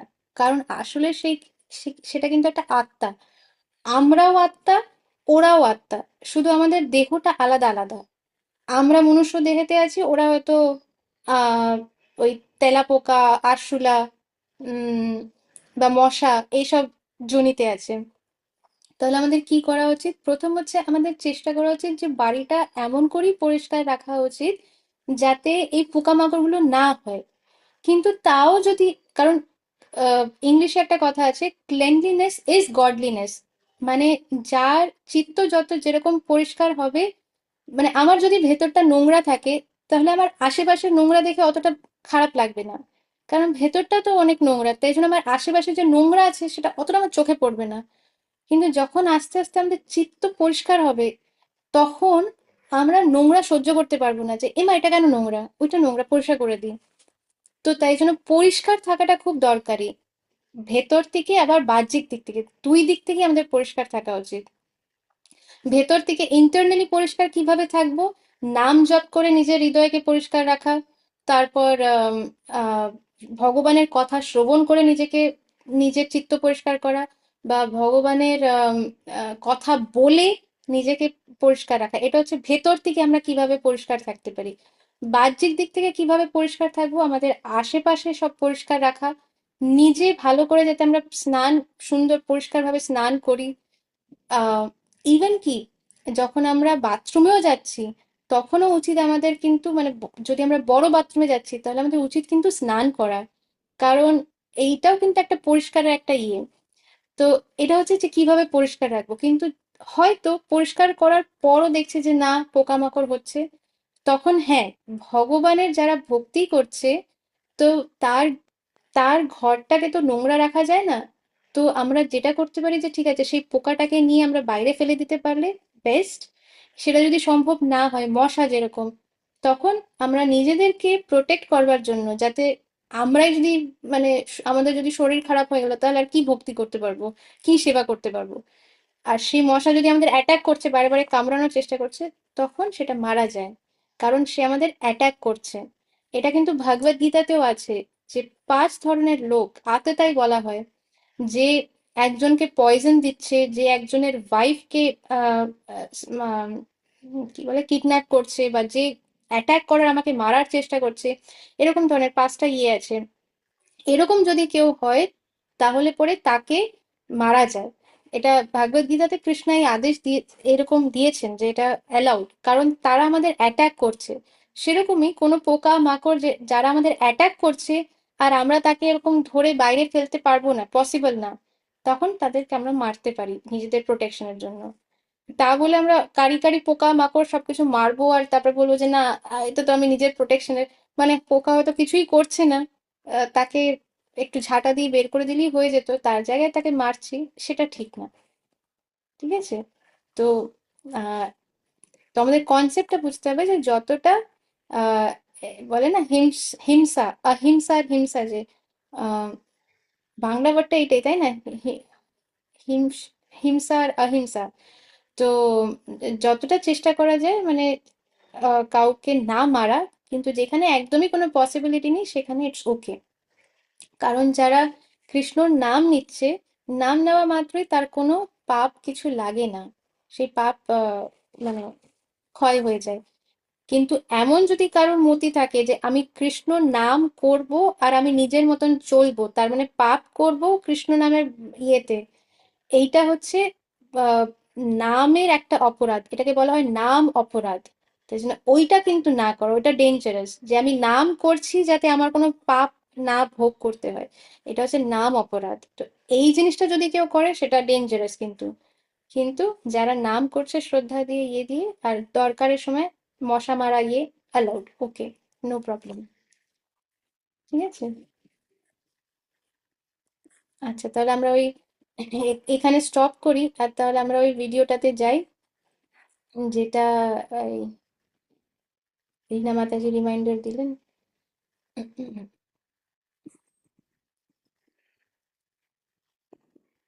ওকে, এবার আচ্ছা, আম, এখানে আমি রেকর্ডিংটা পজ করি।